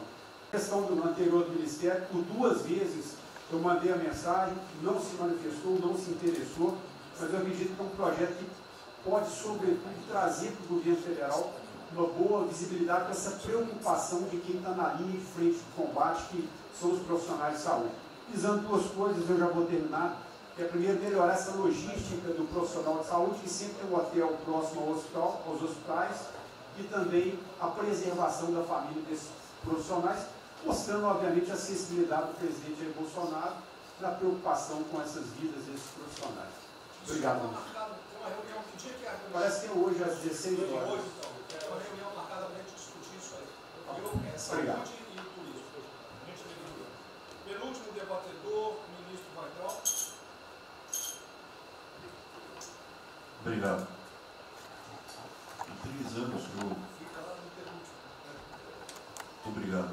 Em 3 anos, através do Onix, eu conheci o presidente. Nesses 3 anos eu não pedi uma única conselho, não tentei promover minha carreira, me ferrei na física, ameaça de morte, na universidade, e o que me fez, naquele momento, embarcar junto, era a luta pela liberdade. Eu não quero ser escravo nesse país, e acabar com essa porcaria que é Brasília. Isso aqui é um campo de corrupção, de privilégio. Eu tinha uma visão extremamente negativa de Brasília. Brasília é muito pior do que eu podia imaginar. As pessoas aqui perdem a percepção, a empatia, a relação com o povo. Se sentem inexpugnáveis. Eu tive o privilégio de ver a mais da metade aqui desse time chegar. Fui secretário executivo do ministro Onix. Eu acho que a gente está perdendo um pouco desse espírito. A gente está perdendo a luta pela liberdade. É isso que o povo está gritando. Não está gritando para ter mais Estado, para ter mais projetos, para ter mais... O povo está gritando por liberdade. Ponto. Eu acho que é isso que a gente está perdendo. Está perdendo mesmo. O povo está querendo ver o que me trouxe até aqui. Eu, por mim, botava esses vagabundos todos na cadeia. Começando no STF. E é isso que me choca. Era só isso, presidente. Eu realmente acho que toda essa discussão de vamos fazer isso, vamos fazer aquilo, eu vi muitos ministros que chegaram, foram embora. Eu percebo que tem muita gente com agenda própria. Eu percebo que tem, assim, tem um jogo que é jogado aqui, mas eu não vim para jogar o jogo. Eu vim aqui para lutar. E eu luto e me ferro. Eu estou com um monte de processo aqui no Comitê de Ética da Presidência. Eu sou o único que levou processo. É um absurdo o que está acontecendo aqui no Brasil. A gente está conversando com quem a gente tinha que lutar. A gente não está sendo duro bastante contra os privilégios, contra o tamanho do Estado. E eu realmente estou aqui de peito aberto, como vocês sabem disso. Levo tiro, odeio o Partido Comunista. Está querendo transformar a gente numa colônia. Esse país não é. Odeio o termo povos indígenas, odeio esse termo, odeio. Povos ciganos, só tem um povo nesse país. Quer, não quer ser ré. É povo brasileiro, só tem um povo. Pode ser preto, pode ser branco, pode ser japonês, pode ser descendente de índio, mas tem que ser brasileiro, pô. Acabar com esse negócio de povos e privilégios. Só pode ter um povo. Não pode ter ministro que acha que é melhor do que o povo, do que o cidadão. É um absurdo, a gente chegou até aqui. O senhor levou uma facada na barriga. Fez mais do que eu, levou uma facada. Mas eu também estou levando quantidade e estou correndo risco. E fico escutando esse monte de gente defendendo privilégio, teta. Entendeu? É isso. Negócio, empréstimos. A gente veio aqui para acabar com tudo isso, não para manter essa estrutura. E esse é o meu sentimento extremamente chateado que eu estou vendo. Essa oportunidade se perder. Eu sou, evidentemente, eu estou no grupo dos ministros que está mais ligado com a militância, evidente que eu era militante. Eu estava militando de peito aberto, continuo militando, do ponto de vista de carreira. Eu poderia ter tentado me dar bem. Não foi isso que eu fiz. Não foi isso que eu fiz. Sei que isso daqui é um palácio, existem intrigas palacianas, estou sendo muito franco. E a gente pode sim perder a liberdade, perder esse país. Ninguém vai se dar bem se a gente perder esse país. Quem vai se dar bem são pouquíssimas famílias. Pouquíssimas famílias. Não se iludam. Não se iludam. Para isso. Deixa eu complementar aqui. O que o Ventral está falando, eu estou com 65 anos.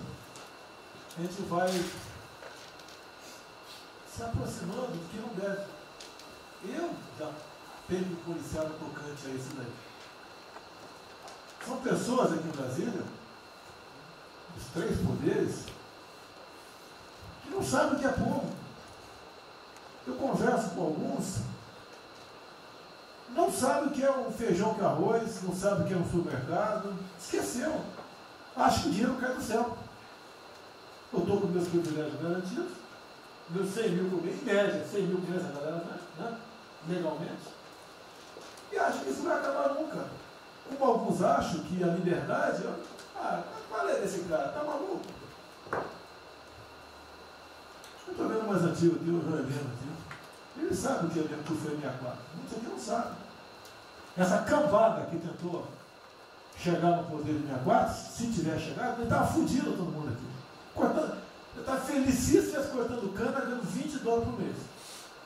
Não pode esquecer disso. Nós não podemos esquecer o que é esse povo. Eu vou convidar os ministros para domingo e passar essa semana. Convite, né? Não é missão, não, convite.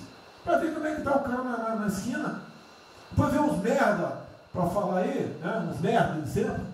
O cara rompeu o isolamento, está dando peça. Tem que fazer pro cacete, pô. Ele está passando fome, está na merda, pô. sentir o cheiro de povo. Como eu falei lá, é uma experiência para todo político sentir. E lá vem como é que está o negócio.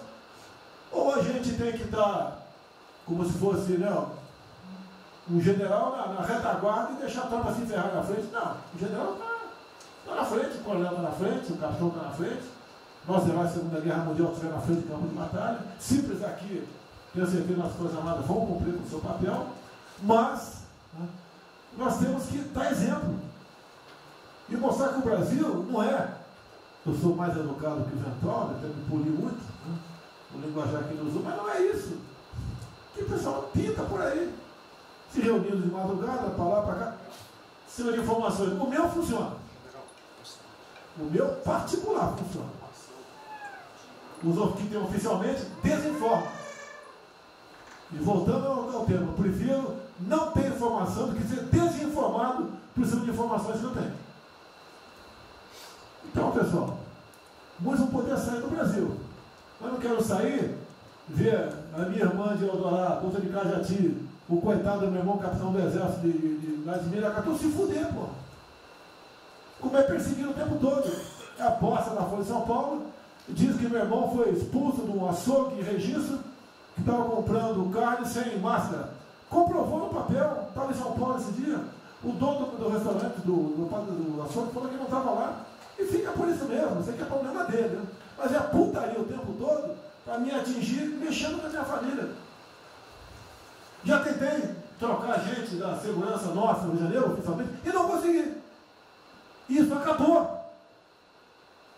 Eu não vou esperar fuder minha família toda, de sacanagem, ou amigo meu, porque eu não posso trocar alguém da segurança na ponta da linha que pertence à estrutura. Vai trocar. Se não puder trocar, troca o chefe dele. Pode trocar o chefe dele? Troca o ministro. E ponto final. Não estamos aqui para brincadeira. Eu tenho um garoto aqui, com todo respeito, do BNDES. Eu conhecia, ele usava calção lá. Pode ver os Estados Unidos para cá, podia estar muito bem lá. Veio para cá, eu tentava mudar o Brasil com o vídeo do Paulinho. E amigos, pais dele, coincidência, né, Paulinho? Eu não lembro dos teus pais, lembro de você, tá certo? Mas alguém que está investindo aqui. E todos nós temos que pensar nisso. O que esses filhos de Maia Raquel, é a nossa liberdade. Olha, como é fácil pôr uma ditadura no Brasil, como é fácil. O povo da liga, por isso que eu quero, ministro da Justiça, ministro da Defesa, que o povo se abre, que é a garantia que não vai ter um filho da puta aparecer para impor uma ditadura aqui. Que é fácil impor uma ditadura, facílimo. Um bosta do prefeito, faz um bosta no mercado, algema e deixa todo mundo dentro de casa. Se eu tivesse armado, ia para a rua. E se eu fosse ditador, né, eu queria desarmar a população, como todos fizeram no passado, quando queriam, antes de impor a sua respectiva ditadura. Aí, que a demonstração nossa, eu peço ao Fernando e ao outro, por favor, assine essa portaria hoje, que eu quero dar um puta do recado para esses bosta. Por que eu estou armando o povo? Porque eu não quero uma ditadura. E não dá para segurar mais. Não dá para segurar mais. Quem não aceitar as minhas bandeiras, Damares, família, Deus, Brasil, armamento, liberdade de expressão, livre mercado, quem não aceitar isso está no governo errado. Espere para 22, né, o seu Álvaro Dias, espere o Alckmin, espere o Haddad, ou talvez o Lula, né? E vai ser feliz com eles, pô. No meu governo está errado. É escancarar a questão do armamento aqui. Eu quero todo mundo armado. Que o povo armado jamais será escravizado. E que cada um faça, exerça o teu papel, se exponha. Aqui eu já falei. Pede o ministério quem for elogiado, pela Folha e pelo Globo. Pelo antagonista, tá? Então tem certos blogs que só tem notícia boa de ministro, não sei como. O presidente é uma porrada, o ministro é elogiado. A gente vê por aí, o governo está, o ministério tendo bem, apesar do presidente. É pra puta que eu pariu, porra. Eu disse, cadê o time, porra? Trocamos o time, espero trocar mais ninguém, espero. Mas nós temos que, na linha do Van Trump, de forma mais educada um pouquinho, se preocupar com isso, que os caras querem é a nossa hemorroida, é a nossa liberdade. Isso é uma verdade. O que esses caras caras fizeram com o vírus, esse bosta desse governador de São Paulo, esse estrume do Rio de Janeiro, entre outros, é exatamente isso.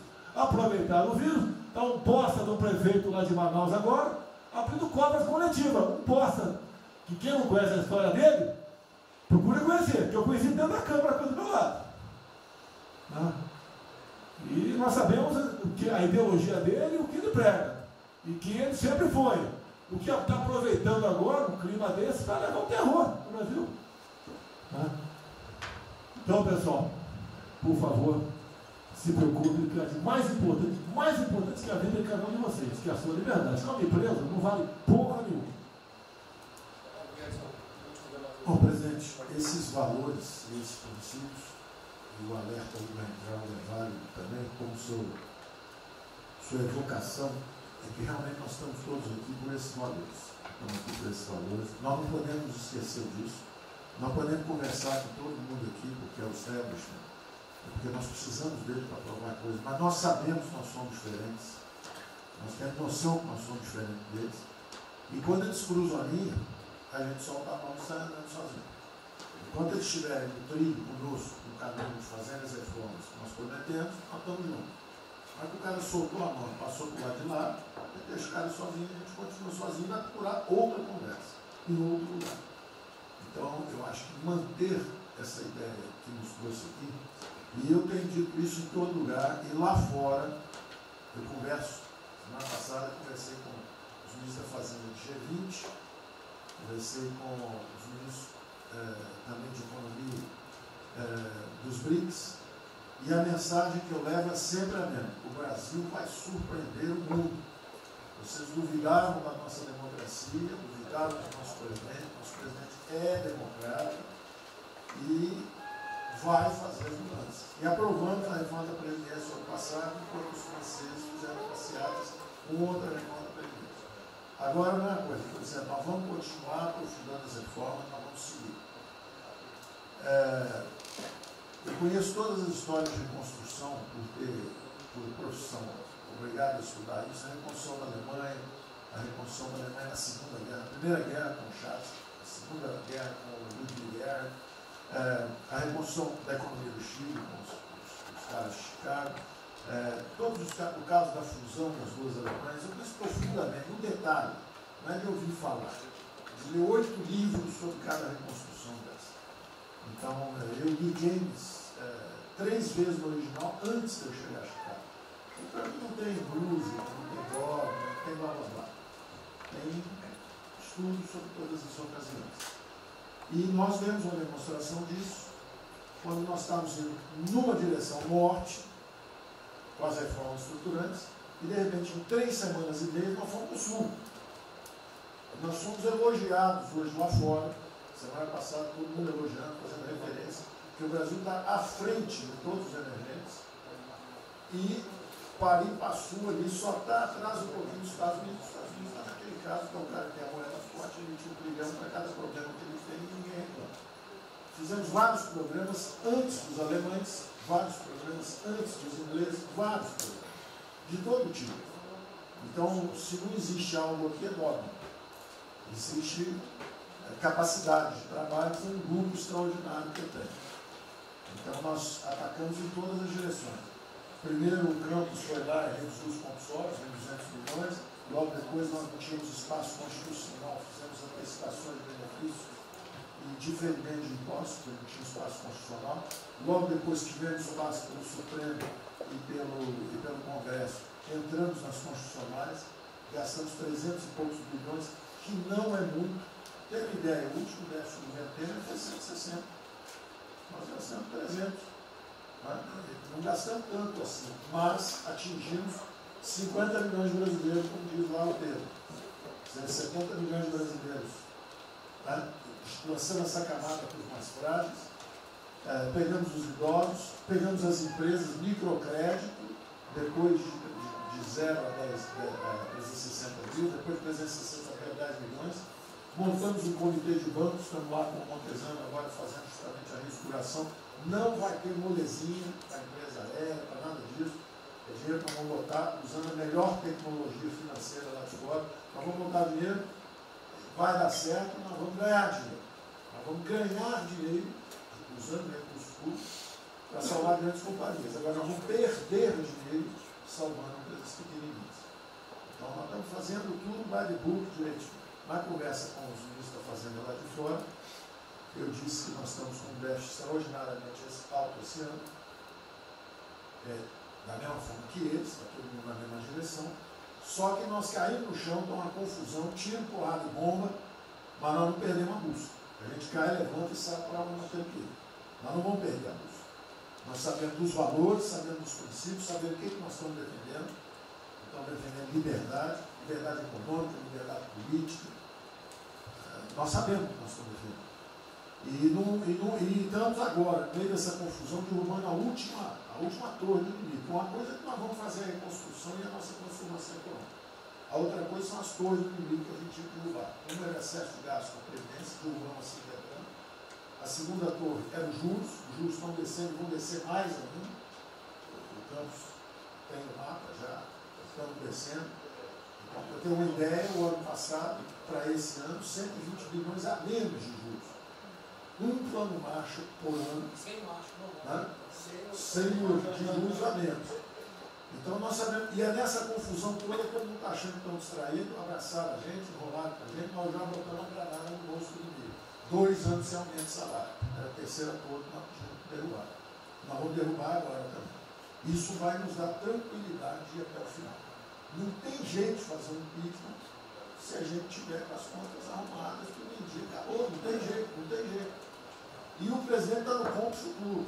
Porque o presidente falou assim, tudo bem, tem a primeira onda que é a da saúde, mas tem a segunda que é da economia. E uma vem agarrada com a outra. Nós estamos ainda tentando sair da primeira, a segunda já está querendo bater. Eu ainda acho que nós estamos preservando os sinais vitais da economia brasileira. Ela, para mim, ainda é um urso hibernando. Baixa sua energia para zero, consumo de energia para quase zero, só respira. Mas quando você sai da luta, você sai para comer o primeiro bicho no passar, você tem força. Nós não podemos deixar isso graças à super safra da nossa Tereza, à logística do Tarcísio, a comida está chegando, as exportações estão seguindo, a China é aquele cara que você sabe que você tem que aguentar, porque para vocês terem uma ideia, para cada $1 que o Brasil exporta para os Estados Unidos, exporta 3 para a China. Você sabe que ele é diferente de você, você sabe que geopoliticamente você está do lado de cá. Agora você sabe o seguinte, não deixa jogar fora aquilo ali não, porque aquilo ali é comida nossa, né? Estamos exportando para aqueles caras. Não vamos vender para eles, ponto crítico nosso. Mas vamos vender a nossa soja para eles. Isso a gente pode vender à vontade. Eles vão comer. A Índia também vai precisar comer. Vai ser o trading da água. Eles vão dizer que é a melhor trading da água. Um dia alguém comentou comigo, acho que foi o Campos, não foi o Campos? Foi. É o trading da água. Quer dizer, os caras precisam de alimento, não tem água, nós temos muito mais água do que eles têm. Então eles vão ter que abrir mão da agricultura para fazer outras coisas e nós vamos poder exportar para eles também. Então nós temos um mapa de voo bom, nós temos uma equipe jovem, preparada, todo mundo trabalhando junto, e nós não vamos perder o rumo, nós não podemos perder o rumo. Então vai ter muita conversa, vamos para cá, vamos para lá, vamos fazer isso, vamos fazer aquilo, não vamos perder o rumo não. Pode dar vestimento, bota peruca loura, passa batom vermelho, faz uma opção de coisa que for necessária politicamente, mas não vão perder o rumo econômico, não, nós sabemos onde nós estamos. Então, eu estou só dando uma mensagem de tranquilidade para todo mundo aqui, que é o seguinte, nós não estamos fazendo nada exótico, dogmático, nada disso. Nós estamos indo numa direção, fizemos o que o mundo inteiro fez, em 3 semanas e meia, nós fizemos o que o mundo inteiro fez, só que nós não vamos perder o rumo, não. Nós sabemos para onde nós vamos voltar já. Tá certo? E se o mundo for diferente, nós vamos ter capacidade de adaptação. Por exemplo, eu já tenho conversado com o ministro da Defesa, já conversamos algumas vezes, quantos 200 mil, 300 mil, quantos jovens aprendizes nós podemos absorver nos quartéis brasileiros? 1 milhão? 1 milhão a R$200, que é o Bolsa Família, R$300, o cara de manhã faz calistenia, aprende civil, organização social, como é que é o SPB, organização social, política, né? Faz ginástica, canta o hino, bate continente de tarde, aprende a ser um cidadão, aprende o cidadão, disciplina, usar o tempo construtivamente, voluntário para fazer estrada, para fazer isso e aquilo. Sabe quanto custa isso? R$200 por mês, 1 milhão de cada, 200 milhões, joga 10 meses, 2 bi, isso é nada. Então nós vamos pegar na reconstrução, nós vamos pegar 1 bilhão, 2 bilhões e contrata 1 milhão de jovens aqui. A Alemanha fez isso na reconstrução. Aí você também quer fazer estrada, precisa de 3, 4 bilhões a mais, tem um orçamento de 8, toma aqui seus 4 bilhões. Isso não faz falta. Não faz falta. Não é isso o problema. A mesma coisa o nosso problema do jogo, lá nos recursos integrados, não tem problema nenhum, são milionários, executivos do mundo inteiro. O cara vem, fazem convenções, olha, o turismo saiu de 5 milhões de Singapura para 30 milhões por ano. O Brasil recebe 6. Uma pequena cidade recebe 30 milhões de turistas. O sonho do presidente transformar o Rio de Janeiro em Cancún, Rio dos Reis em Cancún, aquilo ali pode virar um raio. Entendeu? A mesma coisa a Espanha. A Espanha recebe 30, 40 milhões de turistas. Isso aqui é uma cidade da Ásia. Macau recebe 26 milhões hoje na China. Só por causa desse negócio. É um centro de negócio. É só maior de idade. O cara entra, deixa a grana lá, que ele ganhou anteontem, ele deixa aquilo lá, bebe, sai feliz da vida. Aquilo ali não atrapalha ninguém. Aquilo não atrapalha ninguém. Deixa cada um se fuder. Damares, deixa cada um. O presidente fala de liberdade. Deixa cada um se fuder do jeito que quiser. Principalmente se o cara é maior, vacinado e bilionário. Deixa o cara se fuder. Lá não entra nenhum brasileirinho. Não entra nenhum brasileirinho desprotegido. Se a CGU tiver como controlar a entrada e a saída do dinheiro. Isso, então vamos lá. Se não tiver como lavar dinheiro. Então, só para terminar as observações também finais ali, o Campos falou duas coisas também interessantes. Então, o Campos falou duas coisas interessantes ali. Uma é o seguinte: o estrangeiro para vir para fazer investimento, eu recebi um embaixador, já reportei isso para o presidente, eu recebi o embaixador dos Estados Unidos e ele veio conversar conosco. E a mensagem maior dele era uma só. Assim, olha, nós queremos um bom ambiente de negócio. Nós vamos colocar centenas de bilhões de dólares aqui. O mundo inteiro quer investir no Brasil. Agora nós precisamos de um bom ambiente de negócio. Simplificação de impostos, segurança jurídica, coisa desse tipo. Né? Então, o secretário do Comércio Americano, que é o Wilbur Ross, o cara me disse o seguinte: eu só tenho um conselho para vocês. Vamos aderir ao GPA, que é o General Purchasing Agreement, que é o seguinte: é um acordo, nós com a entrada na OECD, nós assinamos esse acordo, e esse acordo diz o seguinte: não pode haver nenhuma compra governamental sem transparência. Acabou. Então não basta a gente fazer isso, quer dizer, não vai fazer concorrência para concessão, privatização. Então nós já estamos na pista certa, já estamos indo na direção certa. Só uma informação sobre isso aí. Eu fiz uma reunião com o pessoal da CDE essa semana, agora foi semana passada, falando do nosso interesse. Eles falaram assim: já nos consideram da CDE. Sim. Tá? Então os ministérios, estou falando isso porque vários ministérios têm uma pauta a cumprir. Vamos continuar nisso porque vamos dizer, a impressão foi excepcional. Isso, só um dado aqui do ACDE, rapidamente do ACDE. Então, só apoio. Não, o embaixador disse isso. O embaixador disse: nós não podemos perder a oportunidade do presidente estar tão próximo aqui. Os nossos dois presidentes estão próximos. Nós não podemos perder essa oportunidade. O presidente da OCDE disse que realmente os Estados Unidos, que eram, vamos dizer assim, tinha uma certa objeção, agora já está favorável. Ministro, é só um dado: a OCDE, 90% dos países que hoje integram a OCDE já contam com os resorts integrados. Os outros 10% são muçulmanos. 88% tem um ensino domiciliar. Então a gente vai entrar para a MD hoje lá, tá? Vamos escolher. Pronto, obrigada.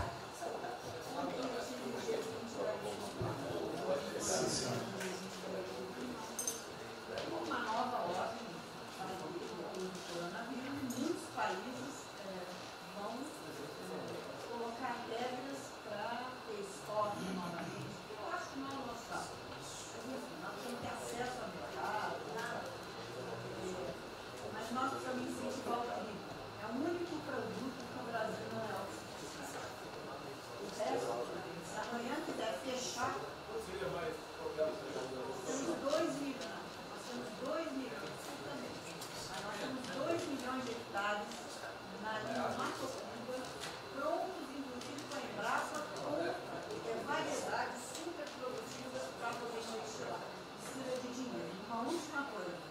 o dinheiro que volta, financiamento. O que nós precisamos é baixar os juros. A agricultura não aguenta 9% de juros, é muito alto. Sobre o Brasil não fala nada, não? O Banco do Brasil não está tudo em cobra. O Banco do Brasil não está tudo em cobra, porque ele não é privado nem público. Então, se for apertar o Rubem, coitado, ele é super liberal. Mas se apertar ele e falar, bota o juro baixo, eu não posso, senão a turma, os privados, meus minoritários, me apertam. Aí você fala assim, bota o juro alto, eu não posso, porque senão o governo me aperta. O Banco do Brasil é um caso pronto de privatização. É um caso pronto, e a gente não está dando espaço. O senhor já notou que o BNDES e a Caixa, que são nossos públicos, a gente faz o que a gente quer. O Banco do Brasil não consegue fazer nada, tem um liberal lá. Então tem que vender essa porra logo. Apesar de todo aumento de risco que passou a haver no sistema bancário, o Banco do Brasil está expandindo bastante seus empréstimos e a agricultura, a ministra Tereza Cristina testemunha aqui de que o apoio está sendo muito grande e nós estamos numa situação confortável, ministro, porque, primeiro porque em termos de liquidez, o público vê o Banco do Brasil como um porto seguro. Então, nós não estamos tendo problemas que outros bancos estão tendo, de preocupação com a liquidez do banco, com a rigidez do banco. E na nossa formação de resultado, as pessoas físicas não têm um papel preponderante dentro do Banco do Brasil. E nós temos a felicidade, nesse momento, de contar com folhas de pagamento de empresas públicas, das Forças Armadas, né, que em termos relativos estão numa situação mais segura do cidadão comum, que não participa de empresas públicas. Mas só confessa o seu sonho. Confessa o sonho. Confessa o seu sonho. Em relação à privatização... Só em 23 é confessa, agora não.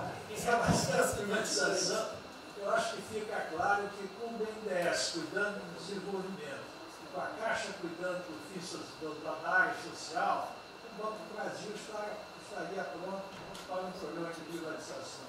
Né? Mas isso a gente pode fazer. Só se discute, só se fala isso em 23. A gente pode fazer um dia um seminário aí, possa escrever, porque o Banco do Brasil no passado teve muitos privilégios pelo fato de ser público. Né? As folhas de pagamento vinham naturalmente do Banco do Brasil para a Caixa, a administração dos depósitos judiciais eram sempre do Banco do Brasil e da Caixa. Hoje isso tudo é processo de concorrência. Nós temos que pagar muito caro por esses antigos privilégios que não são mais privilégios. E fica só o lado ruim de ser estatal, pesando no Banco do Brasil.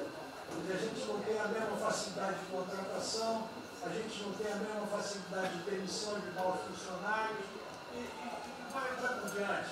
Quer dizer, tudo tem que submeter ao governo, tem o Tribunal de Contas travando tudo. Né? O Tribunal de Contas hoje em dia é uma usina de terror. Se a gente faz alguma coisa, está arriscado dentro da cadeia. Se não faz, é processado por inação. Você não tomou as providências que tinha que ter tomado. Virou um terror isso. Se ficar o bicho quieto, se correr o bicho come. Agora, se me permite, eu queria fazer uma observação rápida sobre a área de medicina. Eu acompanho os números diariamente. Eu vejo que os óbitos, eles chegaram diários, passaram de 200 durante alguns dias, 4, 5 dias, mais de 200 pessoas sendo mortas. De uns 4, 5 dias para cá, esses óbitos caíram bastante, já não chegam mais na casa de 200. A minha sensação, de quem não é especialista no negócio, mas que observa os números, é que o tal do pico, o tal famoso pico, que gerava tantas preocupações, a minha sensação é que esse pico já passou. Né? Agora... É que o senhor não viu o número que nós mostramos assim agora, mas isso é outra história. Senhores, sem querer cortar, muito obrigado a todos, porque senão não teria.